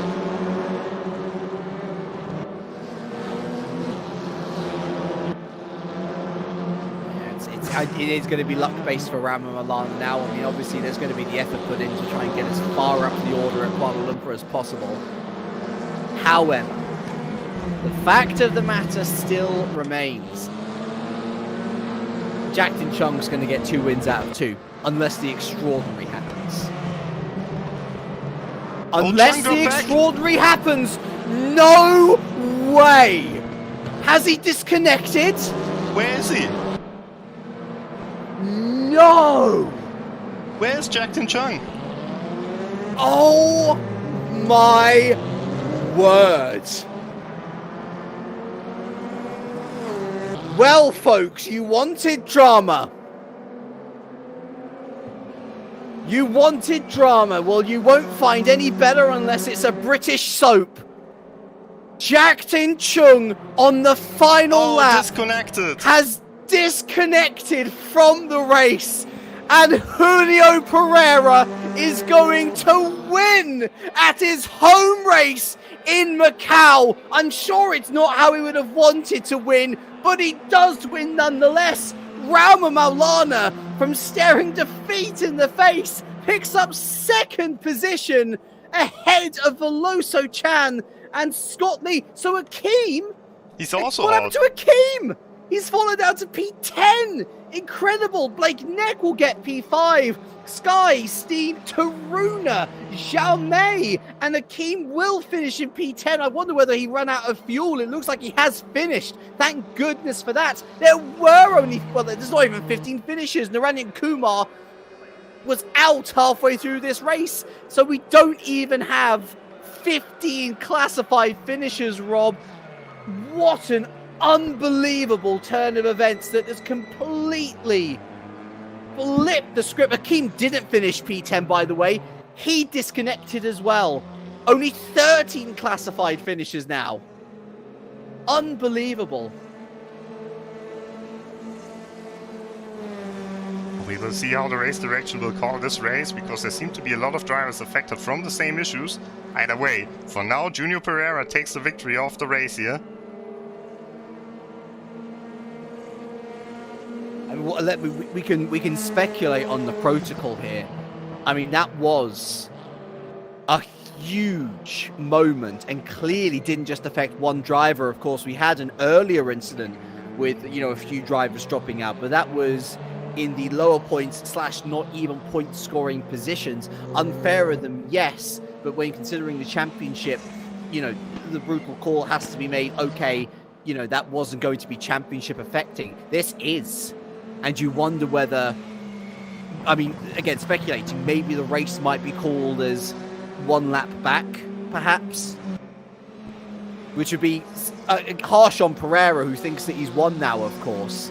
But, you know, if you're Jackson Chung, you're thinking, I was 30 seconds away from winning myself. Yeah, crazy stuff. Either way, here's the results. They remain provisional, of course, until this scenario is sorted out here. And we will go, of course, to the 3rd race at Sepang. Just a little bit of a moment there. Either way, provisionally, Pereira wins ahead of Maulana and Veloso Chan in 3rd, Lee in 4th, and Blake Neck up to P5 in the end. We have to process all that and still move on to our final track of the evening. The ex-Formula 1 circuit of Sepang International Raceway, located just outside of Kuala Lumpur. Wonderful circuit. And a fitting finale to a phenomenal evening. We hope that the connection issues subside. We hope that everyone can get back in well. But emotions are going to be running high, Rob, certainly. As a number of drivers, I'm sure, will be vying to ensure that they retrieve points that they feel that they deserved. Of course, Sepang, well known amongst the regular EWTCR drivers as well. David Noj, in particular, a name who's had plenty of success here, breakthrough success here.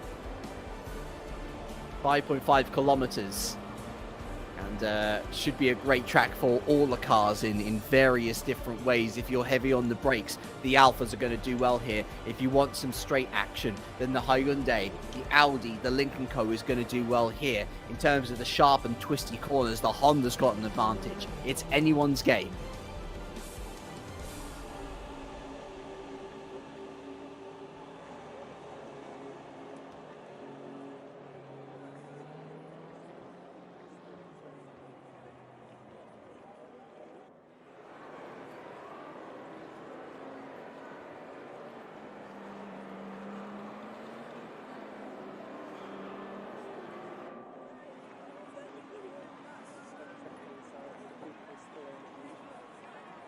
I see a lot of folks there. Don't worry, chat. I do see you.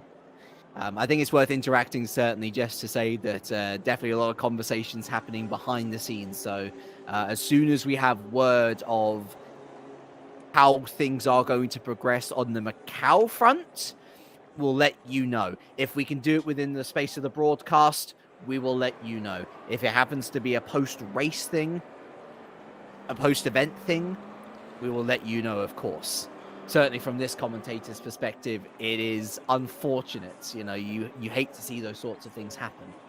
And for what it's worth, I feel for every single person that disconnected. And if I was in their shoes as well, I'd be fighting to at least get the race results from a lap back. But that's something that the race directors are going to have to decide. A difficult issue, as I'm sure you can imagine.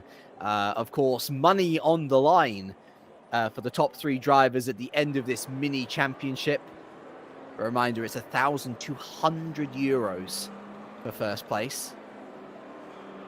And not exactly pocket money that we're talking about here. The second race will not be repeated, I can tell you that much. We are on a schedule here.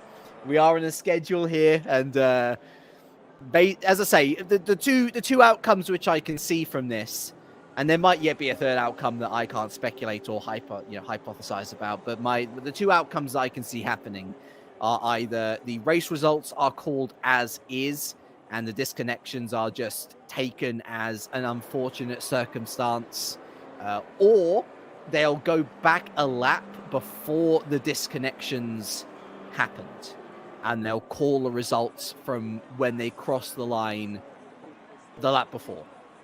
Which, as I say, for the likes of Jack Din Chung, I'm sure that that's what they're going to be lobbying for. I'm sure there'll be a lot of people saying that, for the integrity of the race and the championship, that's how it should be. But again, you've got to consider it from the likes of Rama Malana and of course, Junio Pereira's point of view. I mean, Pereira won the race. It might not have been in the fashion that he wanted, but that's, 25 points that, he'll be hoping that he has over Jack Din Chun now, of course.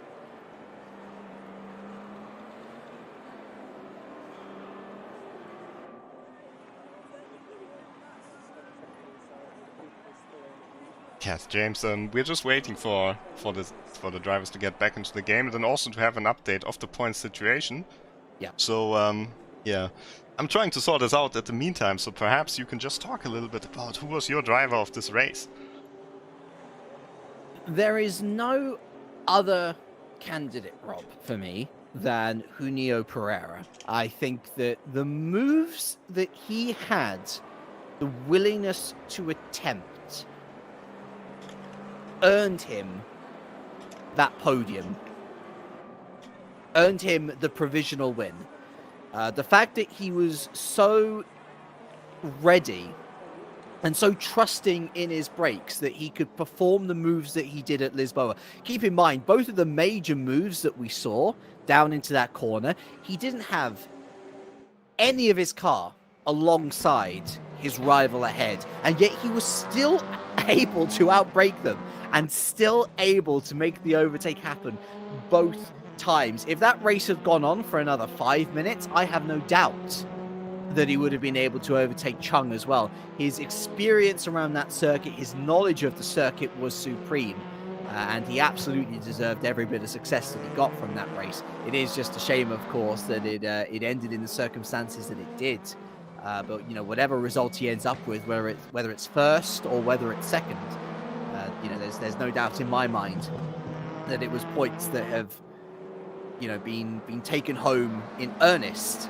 And more importantly for him, it propels him right up into the championship affairs, where, you know, he could potentially go home with quite a nice bit of cash today. Yeah, either way, it's always unfair for someone. It always is.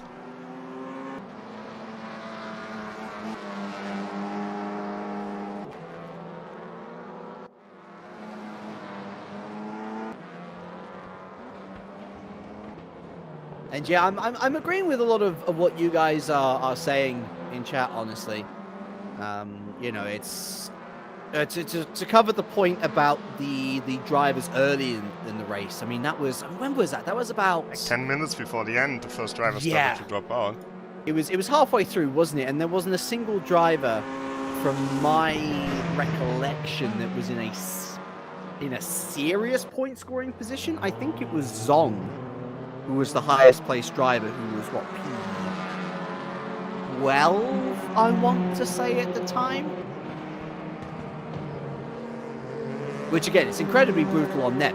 Nobody's denying that. You know, it's a shame, but in such a short mini championship, you have to weigh up the idea of Zong was P12. Just how far up the order would he have gotten if he had stayed in the race? And the simple fact of the matter is that the only people who were really making overtakes were the drivers from Macau, actually, and they were only able to make 1 or 2 over the course of the second half of that race. On top of that as well, most of the overtakes that came about in the last 5 minutes were as a result of the further disconnects. And so let's say that Zong finishes, I don't know, best case scenario P10, he's not going to be in with a chance of getting inside the top 3 when it comes to Malaysia. And so, as unfortunate as it is, you have to understand that it was 3, 4, 5 drivers, I think, who disconnected at the same time at the midway point in the race. And ultimately, you know, none of them were fighting for points. And if you non-score in a championship that's only 3 races long, with 25 points up on offer for the win, you know, it's more of a common sense rule than anything. But I certainly agree with a lot of you in that, you know,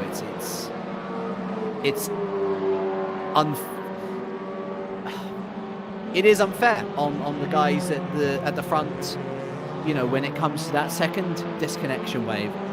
Chong was literally 30 seconds away from winning, and that cannot be denied as a fact. Yes, there definitely won't be a restart. There definitely won't be a restart. That much is confirmed. As I say, we're on a schedule. We just got the info that we'll count the race results as they cross the start-finish line. There will be no count back, because at the end it's not covered from the rules to have the situation, since not the server crashed, but only a few drivers crashed. Oh, really? Yeah. So the race results will stay as they are. Race victory will go to Veloso Chan. No, to Pereira, of course. Yeah. Obviously. Okay. So just for those in the back who didn't hear, there is nothing in the rules covering individual crashes. It was not a server crash, because clearly other drivers were able to stay connected to the server and they were still able to finish. And so the race results as they finished when they crossed the line stand, which means that Chung is a no score for race number 2. Pereira wins the race. Rauma Malana on the podium. That is how things stand. That is the jurisdiction that has fallen upon the drivers. And now that we have that knowledge in hand, with less than 2 minutes of practice left, it means that we know what is on the table. It means that Rauma Malana has now scored 2 podiums in a row. Rauma Malana is, whether you like it or not, the favourite going into Malaysia for the overall win of the EWTCR Asia edition.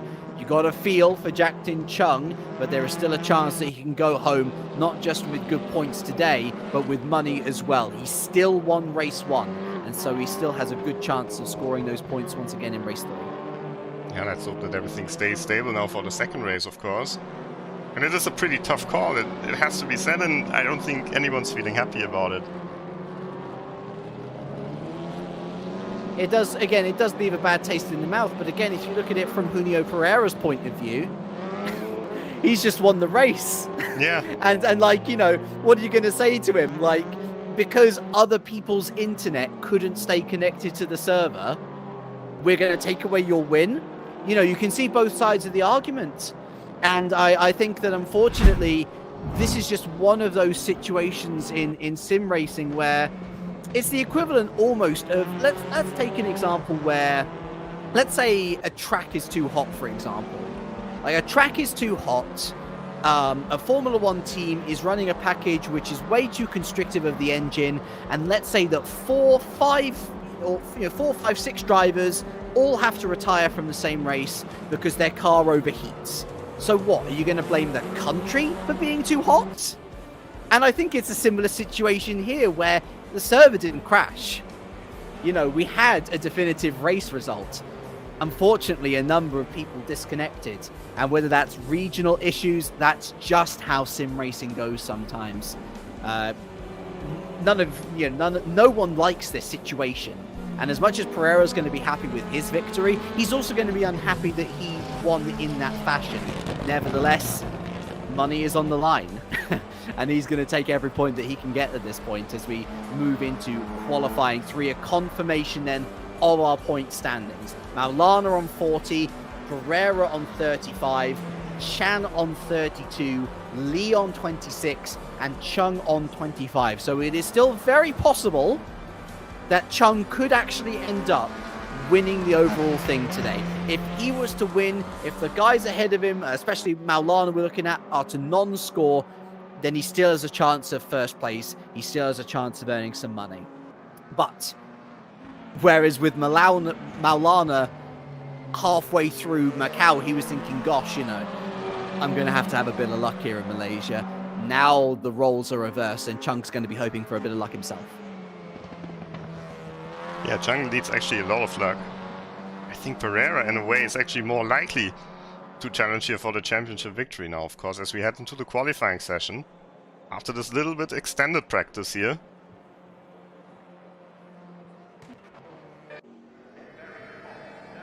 Ten minutes. Here we go then. Last session of the day. And let's hope that these issues do not appear again.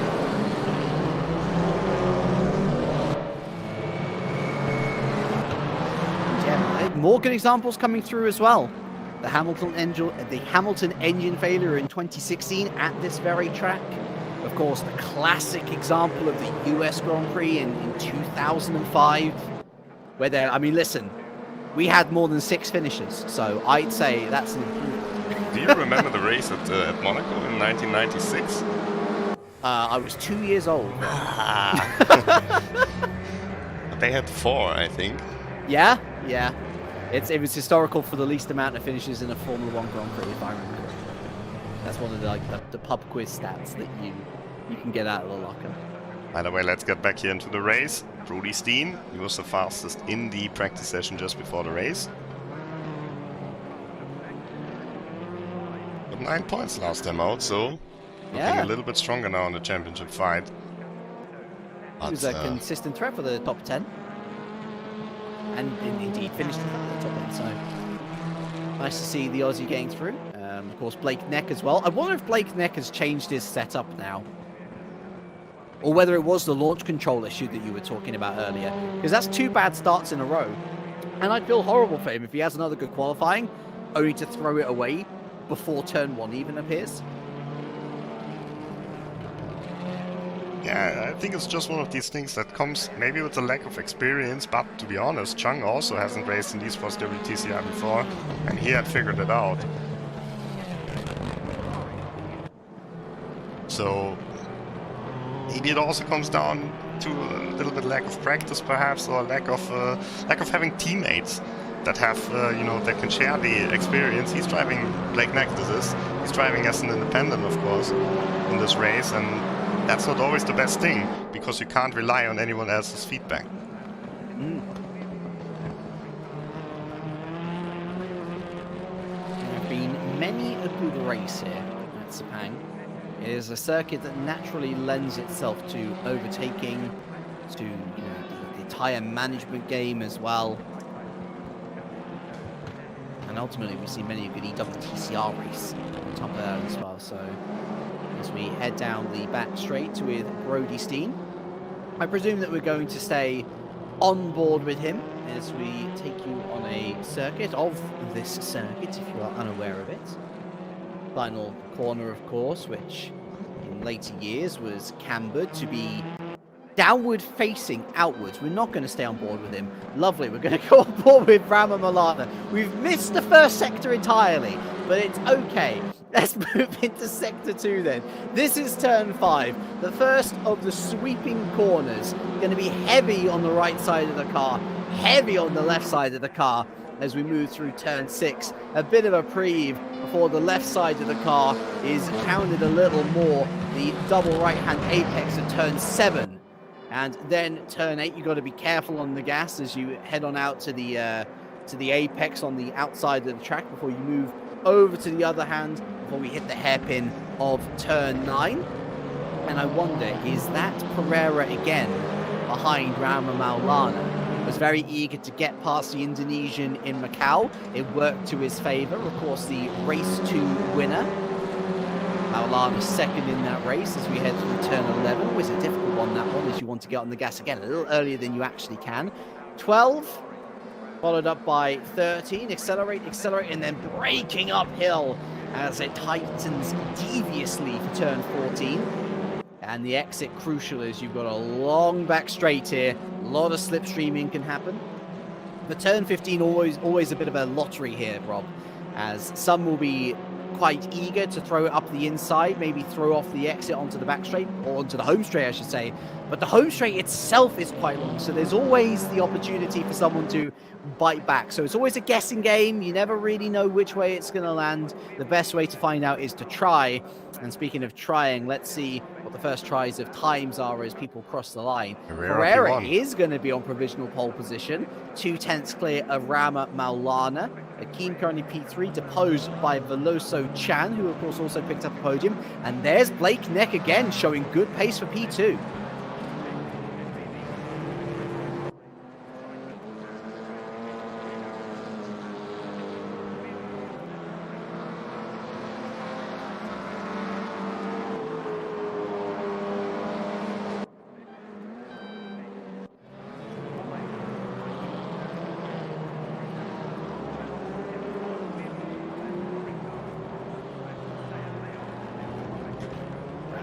P17.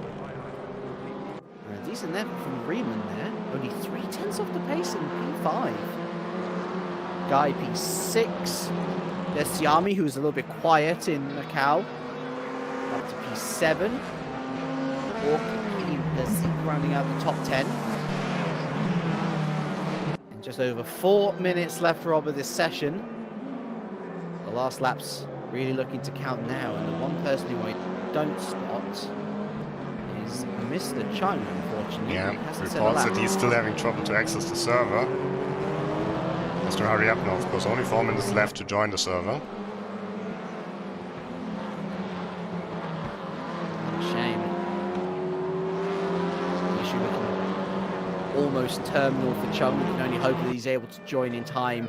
If not to set a lap, then at least to just, join the race. But with this qualifying order, let's take a look at the championship implications. Pereira is second in the championship. He's 7 points back. So if he finishes first and Maulana is second, Maulana will get the title. But if he's first and Maulana is third, like it is right now, then the championship will go to Junio Pereira. And to be fair, after his Macau race, you'd not bego him that either. He has been sensational. It was almost like a flip of the coin after the first couple of laps. Who's that who's just gone in? Is that Rama Maulana up to P3, I think it is? John Gao up in P18. I was just about to ask where Zon was. There he is, slotting into P11. A lot closer, actually, these times in comparison to the rest of the evening. Top 15 covered by a second. In a way, it's the easiest track. Yes, yeah. Got all these corners in in Ningbo with the high curbs, especially on the beginning of the lap. Very technical circuit, and here it's kind of technical as well, but not quite the same compared to Siami here up to P3. Wow. Local hero.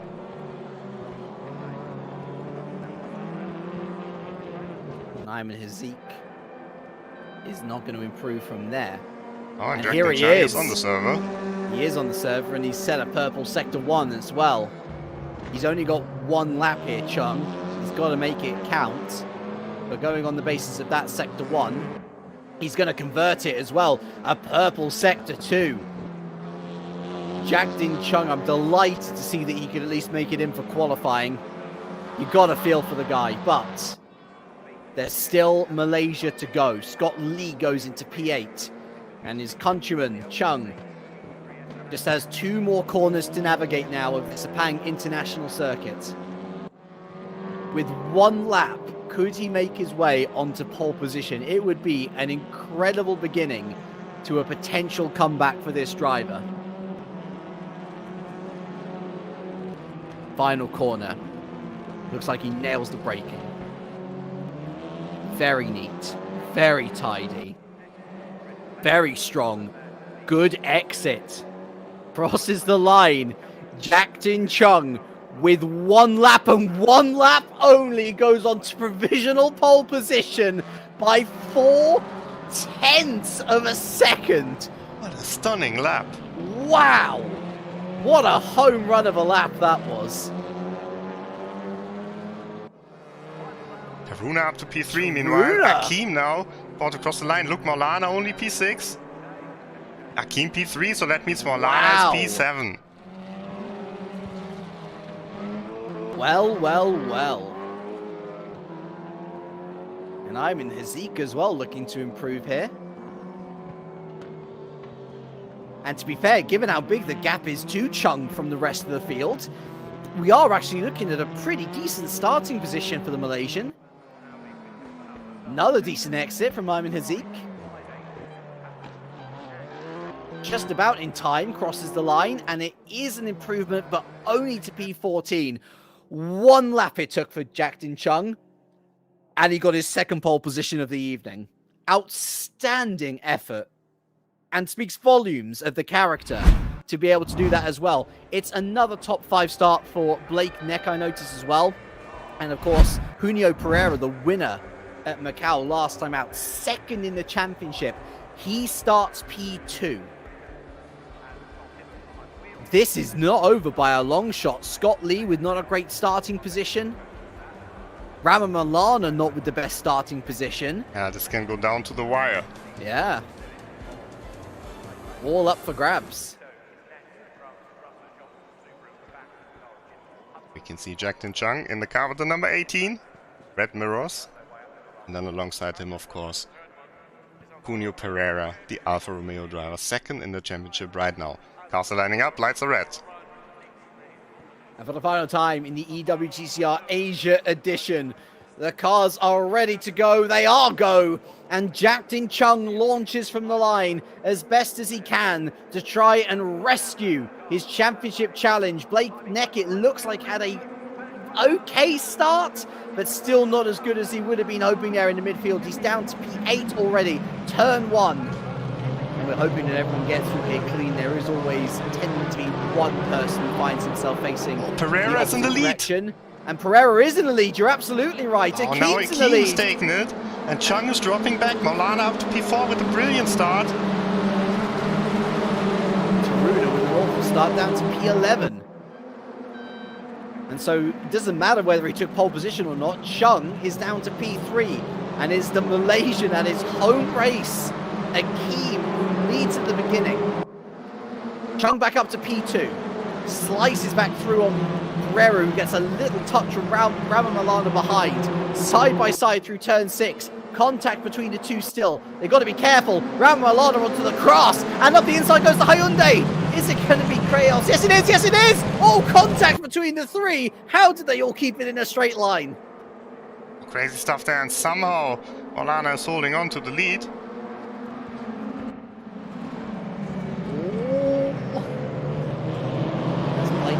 behind, I believe. It's on towards sector 3. It is Akeem who still leads from Chung. Ramon Milana and then Pereira, who's dropped from 2nd to 4th. The Army fighting off the challenge from his fellow Hyundai. And of course the Macau driver Veloso Chan, who's still in with a chance of winning the whole thing, of course. Lay Sky there in the Audi, slicing up the inside of Riemann, who left a lot of space on the inside of turn 14. He's going to pay for it.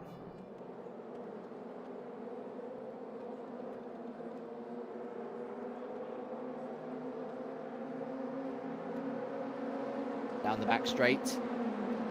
Riemann looking to use the top speed of that Hyundai to move up the inside again of Lay Sky. Looks like he's gotten that move done, but at the end of lap 1, Rob, it is Akeem who leads at his home race. After taking the lead from Chung, Ramon Milana is behind him in 3rd. Pereira, Siami, Veloso Chan, Riemann, Sky, Neck, and Mock. The rest of your top 10. Scott Lee with a shocker over first lap. He's down to 11th. Yeah. And you could just see there a couple of moves being made. Sky upper position. Mock and Lee trading places, side by side, coming out of the first chicane. Karuna and Prithvi already dropped back early on. Atijato now also dropping back.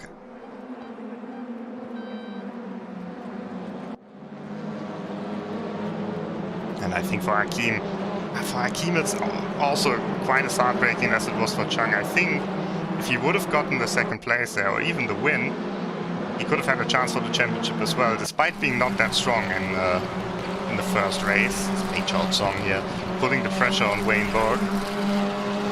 He was on the podium as well before everything kicked off, wasn't he? He was 3rd, I think. Although my memory might be deceiving me.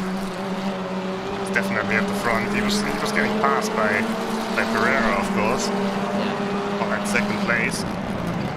But whereas Chung won the first race and thus is still in with a chance of getting some money at the end of this all. Akeem's first race was okay. It was so-so, middling top 10 finish. I think that might be aimed to any challenge here today.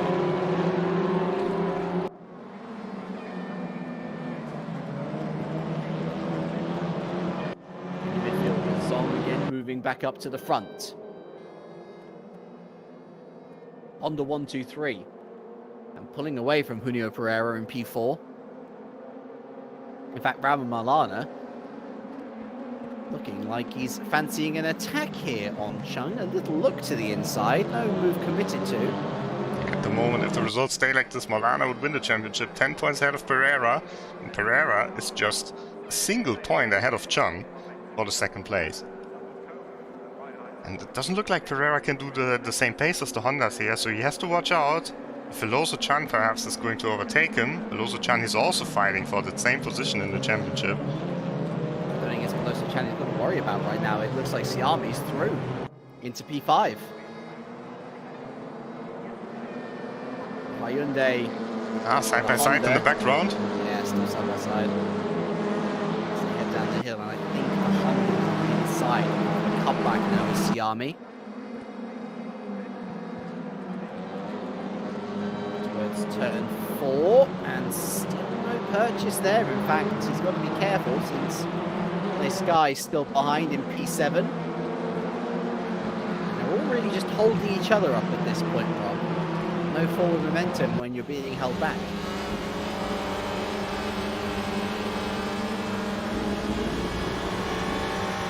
Sky, he was one of the guys who finished the Macau race. He was actually in a decent position in the championship. Got 16 points before that. And of course for the P7 he will gain 9 points in this race. If he stays there, he could go up to P6 right now, sending it against Siami, taking the position. Nice move. Siami's still on the inside. He should still have it. Yeah, it's a weird corner, this one. Can go side by side through there, but the disadvantage of doing so is Definitely not what you want to see when you've got 5, 6 cars ready behind you to overtake again as Sky launches his way up the inside of turn 14. And that a little bit more definitive, though the cutback for a haul from Siami again. What a scrap between these two. And at the front of the field, Chung, he's flashing his lights again. He's going for the lead. He's going for Ayman Hakim, of course. And Chung could at least secure the second place in the championship if he manages. Oh, he goes into the lead there on the timing. There is a massive scrap. This all for like P10 and yeah, P11. You can see the car with the red mirrors is ahead. Chung is ahead. He is in the lead, and Hakim trying to fight his way back. Goes to the outside of turn 1. Ramalana, a bystander. Oh, Chung outbrakes himself. No! Sticks around the outside. Sticks in. Holds his ground. Holds the line. And stays in P1. Big move here for Jackton Chung.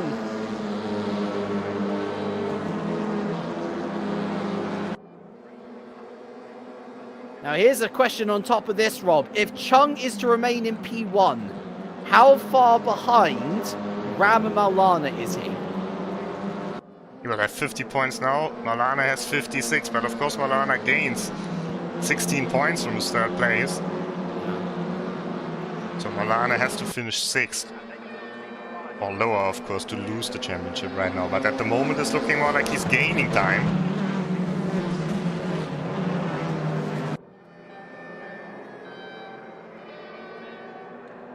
Honda's very much supreme at the moment, and this lead is by no means safely assured for Chung. And Keem's still very much part of the picture. Rama Maulana still very much part of the picture. And keep in mind that if Rama Maulana was to lose position, then it would immediately be Junio Pereira, who would therefore gain points on Chung. Maybe not enough to overtake him again, but he'd still be in striking distance of the podium. Crazy battle back here, Rob, for P8. 1, 2, 3, 4, 5, 6, 7, 8, 9, 10, 11 car train. For all of the points positions, basically. Honda's going right again in the final corner. Looks like a lockup there. From Jackton Chung. Just about stops it in time. And stays ahead for now. So evenly matched the pace between these three. Nip and tuck.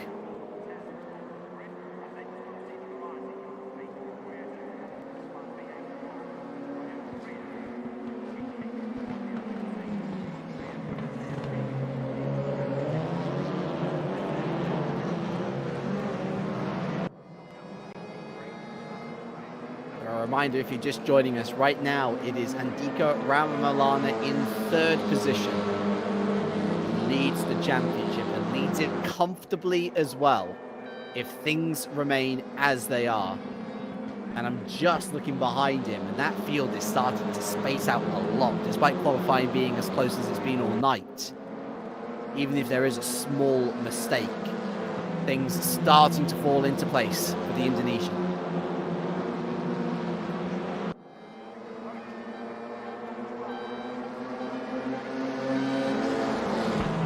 5 cars still running, looking a little bit better than last time out.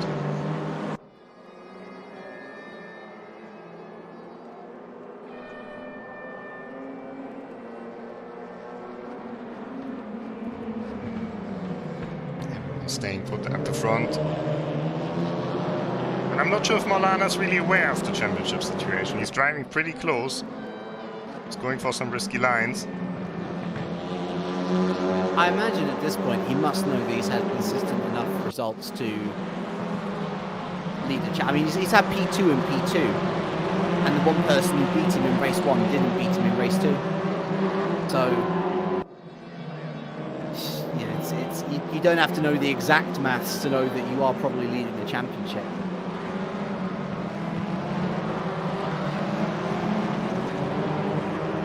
Wayne Bork here, currently rounding out the top 10.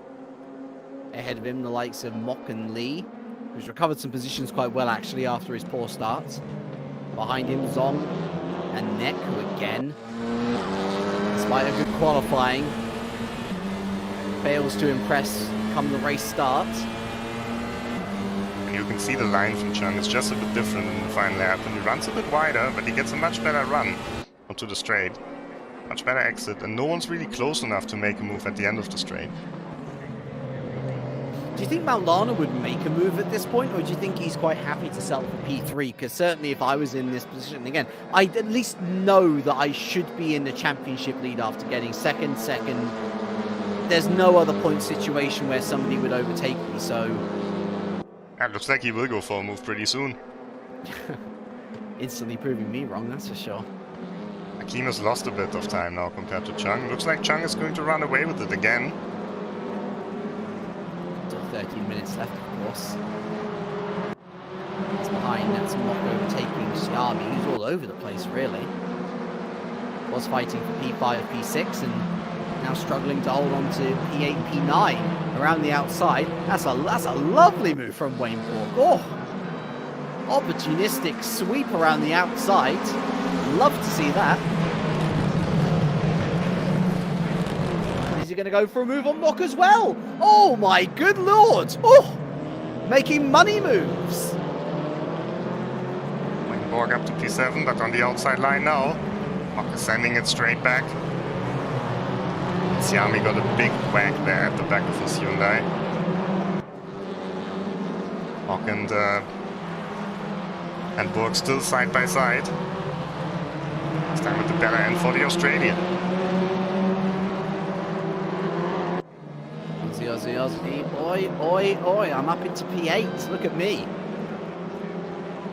And we are looking at you, Wayne, lovely stuff. As Jason Mock forced to settle for P9 right now. And behind, everything's still kicking off. I mean, there's still about 8 cars in that train for P10 now, led by Blake Neck. Down the inside, Jason Mock, he's going to launch it into the final corner. And oi, give me my P8 back.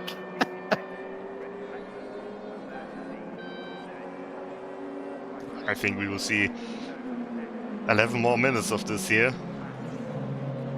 Next happen coming up. Mock once again under pressure. He's closing the door pretty late.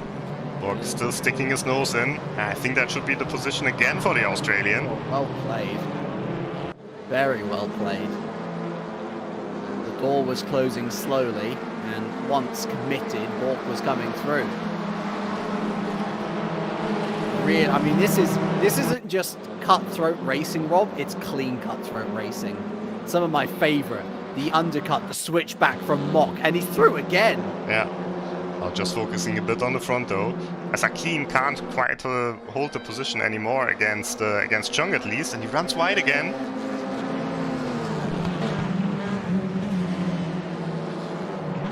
Maulana's driving a tactical race here.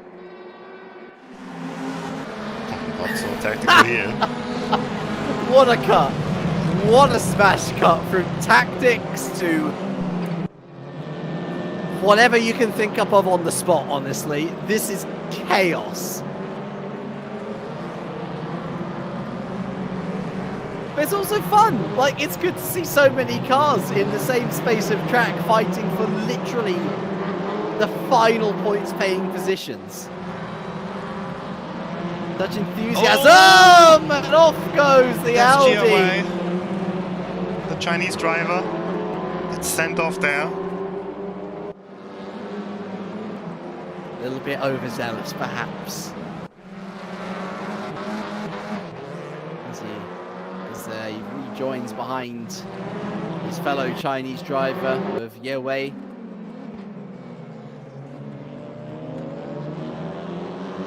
Deary me, that's a shame there.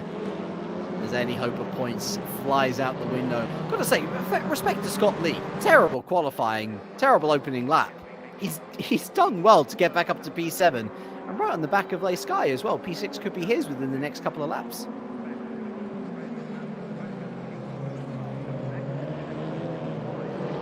Yeah, Scott Lee seems to be struggling in the races here. Very strong qualifier. Very strong in the pre-qualifying as well, but here to the rear of the Audi of Lay Sky. Well, Well, there's very much the opposite to his form so far. Very strong race.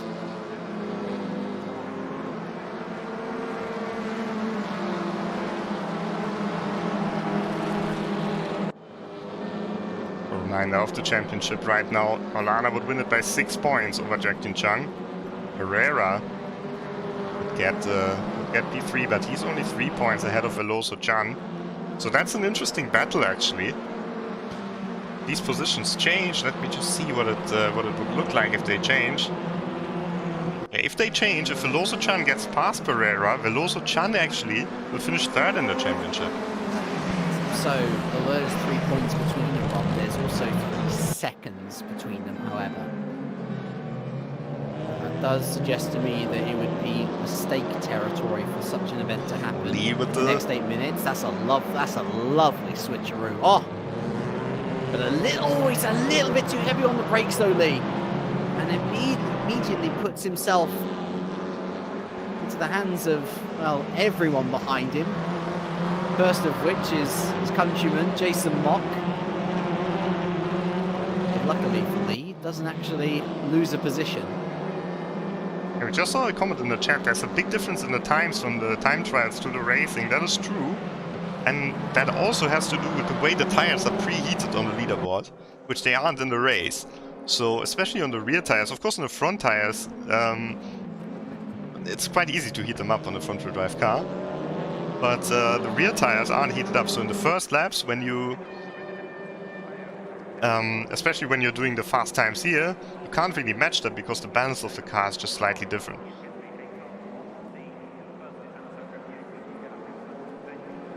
But that does not mean that they're going slow, not at all. Actually here Jason Mock past Borg now. Quite a bit of, well, there's Borg again.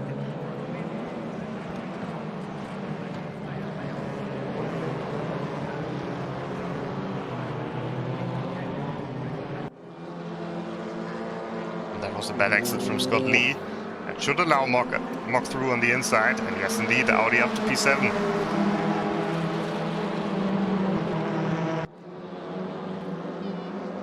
It was something that he was weighing up for the past couple of laps, wasn't it, Jason? And as soon as he saw Lee make that small mistake just about a minute ago, you could sense that the opportunity was there. And where one door opens, you usually say another one closes, but in this particular situation, another door beyond has opened. Now P6 within distance of Jason Mock. And Sky has been struggling a little bit for pace after some early punchiness.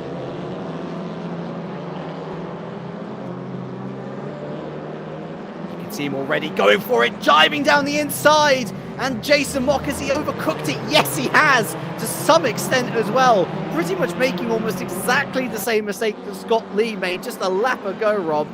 And again, now it's going to be roles reversed as Scott Lee looks to put him to the sword.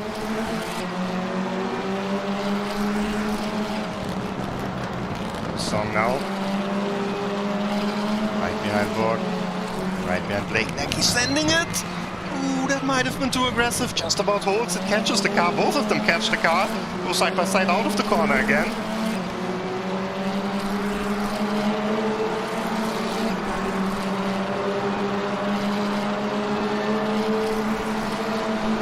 He must be scared looking in his rearview mirror. Borg comes up the inside. Lee goes very wide. Oh, Three cars passing him at once here. 3 wide out of the final corner. Incredible scenes. And somehow they all come out in the same position that they finished, although Borg Borg was briefly ahead. And has he just gone ahead again now? Yes, the grunt of the Audi really proving the benefactor. Lee switches to the inside. Zong chooses safety as the better part of valor around the outside. Sweeps Riemann is that, I think, in the Hyundai, and I think he's going to get him as well. Lovely move from Riemann, and Zong, in his conservatism, sadly loses out. It was the right move, Rob, but he's lost a position because of it. Yeah, but this is far from over. Only 4 minutes though left in the race. They fight for the positions here, but we also have to remember the championship, and Jack Tin-Chung, despite winning the race here, despite probably being on his way for his second win of the day, it won't be enough to secure the championship title in the end, because Andika Rama Maulana, finishing in P3, would do exactly what he needs to. Ooh, and there goes the Hyundai! And that challenge for points is over, but this challenge for the win is still going strong. Jack Tin-Chung has led all 3 races at some point. He's got 1 win under his belt. And we definitely hope that he can convert this one at least to be a second win of the evening. Behind now by 1.6 seconds. 1 to 1.6 seconds, that sounds like a familiar lap. That's because that is his cruise control mode. Akeem lies in second, and Andika Rama Maulana, again, I just think is playing the game in this current situation. You can pressure Akeem, sure. If there's a mistake to be had, take the opportunity to wrestle second away. As things stand, he's the EWTCR Asia Edition champion. 2 laps remaining. Yeah, and it doesn't quite look like he's going for the move here. I think he knows.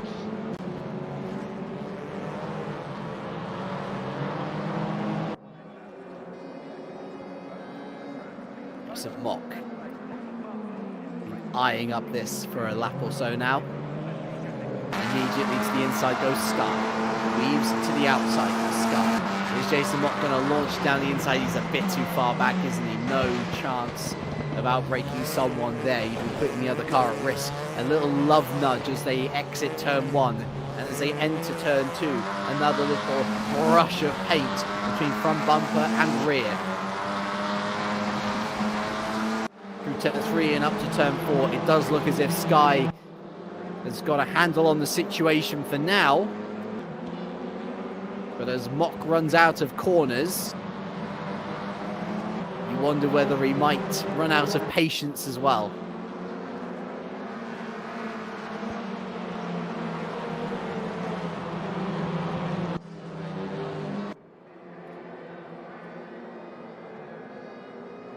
What were we saying about Rama Maulana not looking to overtake P2?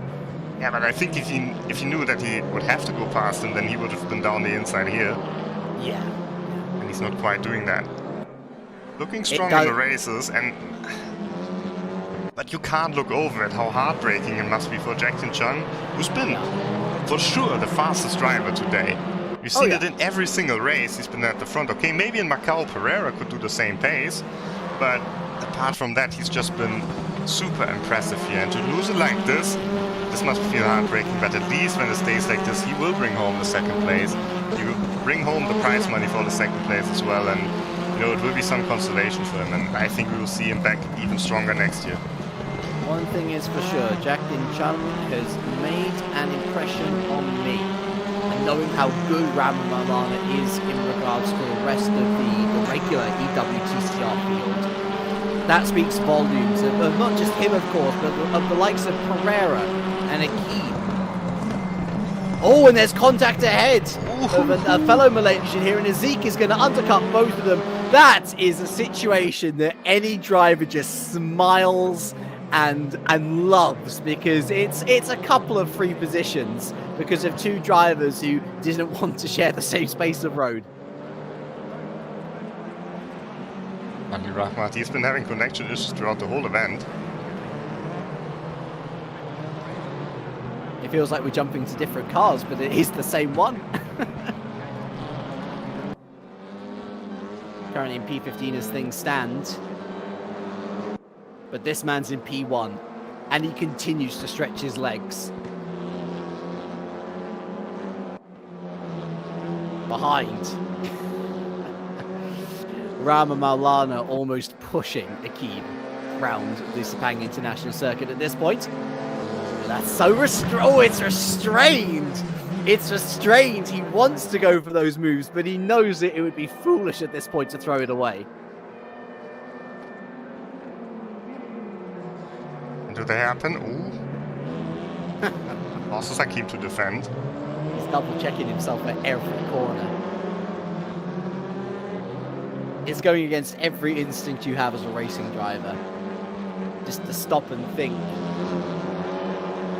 you're asking a lot of trust of the person in front of you. And I don't think that's trust that Maulana has at this moment in time, not with the championship on the line. Corners remaining. And it looks like Jack Tin-Chung is about to take his second win of the evening for him, I guess. Already flashing the lights a little bit early, perhaps. Well, listen, if you've lost the mini championship in the fashion that you have, I'm going to forgive him for a bit of showboating. He does deserve it. Jack Tin-Chung then with a second race win of the evening. Well deserved. And he's going to pick up second place in the mini championship. Hakeem is going to pick up second place in the race. But picking up first place in the championship is going to be Andika Rama Maulana of Indonesia. The 1,200 euro top prize goes to him. Pereira will pick up P3 in the championship after his win in Macau. It's actually in Macau 4-5-6 with Veloco Chan and Sky in P5 and P6. Behind him, it's Mok, Nek, Lee, and Bork rounding out the top 10. Hazik, Xiamen, Zhong, Radamat, and the Filipino driver, Melman, who finishes the last race of the day with his first point of the evening. Great to see that. But ultimately, congratulations go to Andika Rama Maulana, the Esports WTCR Asia Edition champion. Yeah, congratulations to him. Congratulations also to Jack Tin-Chung for his second place overall, and for Junio Pereira for third in the Alpha. And Ayman Hakeem second place at his home race. You can always count on him. On Sepang shows how good he is for RSG and for Team Ballas Esports. Strong performance by him. Here we see confirmation of the results. Fastest lap also goes to Jack Tin-Chung. And so comes to a close quite the roller coaster evening, Rob. But I don't know about you. That's the sort of entertainment that racing can provide. Heartbreak, joy, jubilation, and at the heart of it all, excellent racing, which has really showcased some of Asia's best. Yeah, and I think we've seen a lot of talent here, a lot of quality racing. I mean, we've seen Macau without a big accident. Let's not forget about that. That's been some stunning stuff. And in the end, the favorite, I guess, Andika Rama Maulana takes it again. We're just waiting for the confirmation of the points here. Of course, stewarding is still open after the event, so check out the social media channels from the FIA WTCR in case there are any changes coming in at the last minute.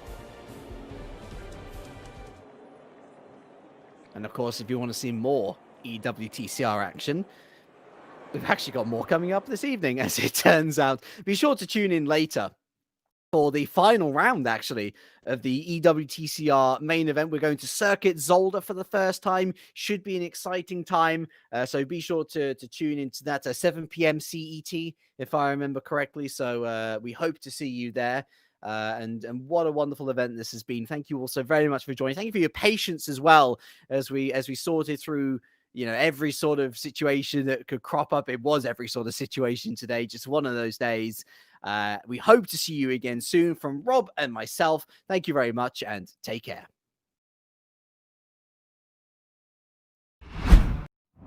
Yeah, thanks a lot, James.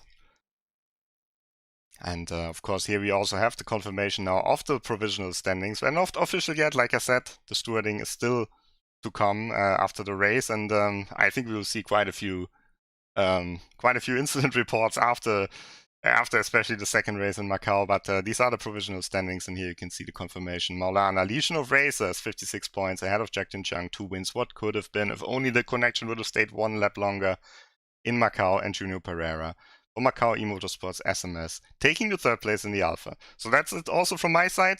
Thanks a lot for watching, and I hope you tune in for the next Esports WTCR race this evening, 18 GMT or 19 for any European viewer. And I hope you stay true to RaceRoom. Have a nice day. Goodbye.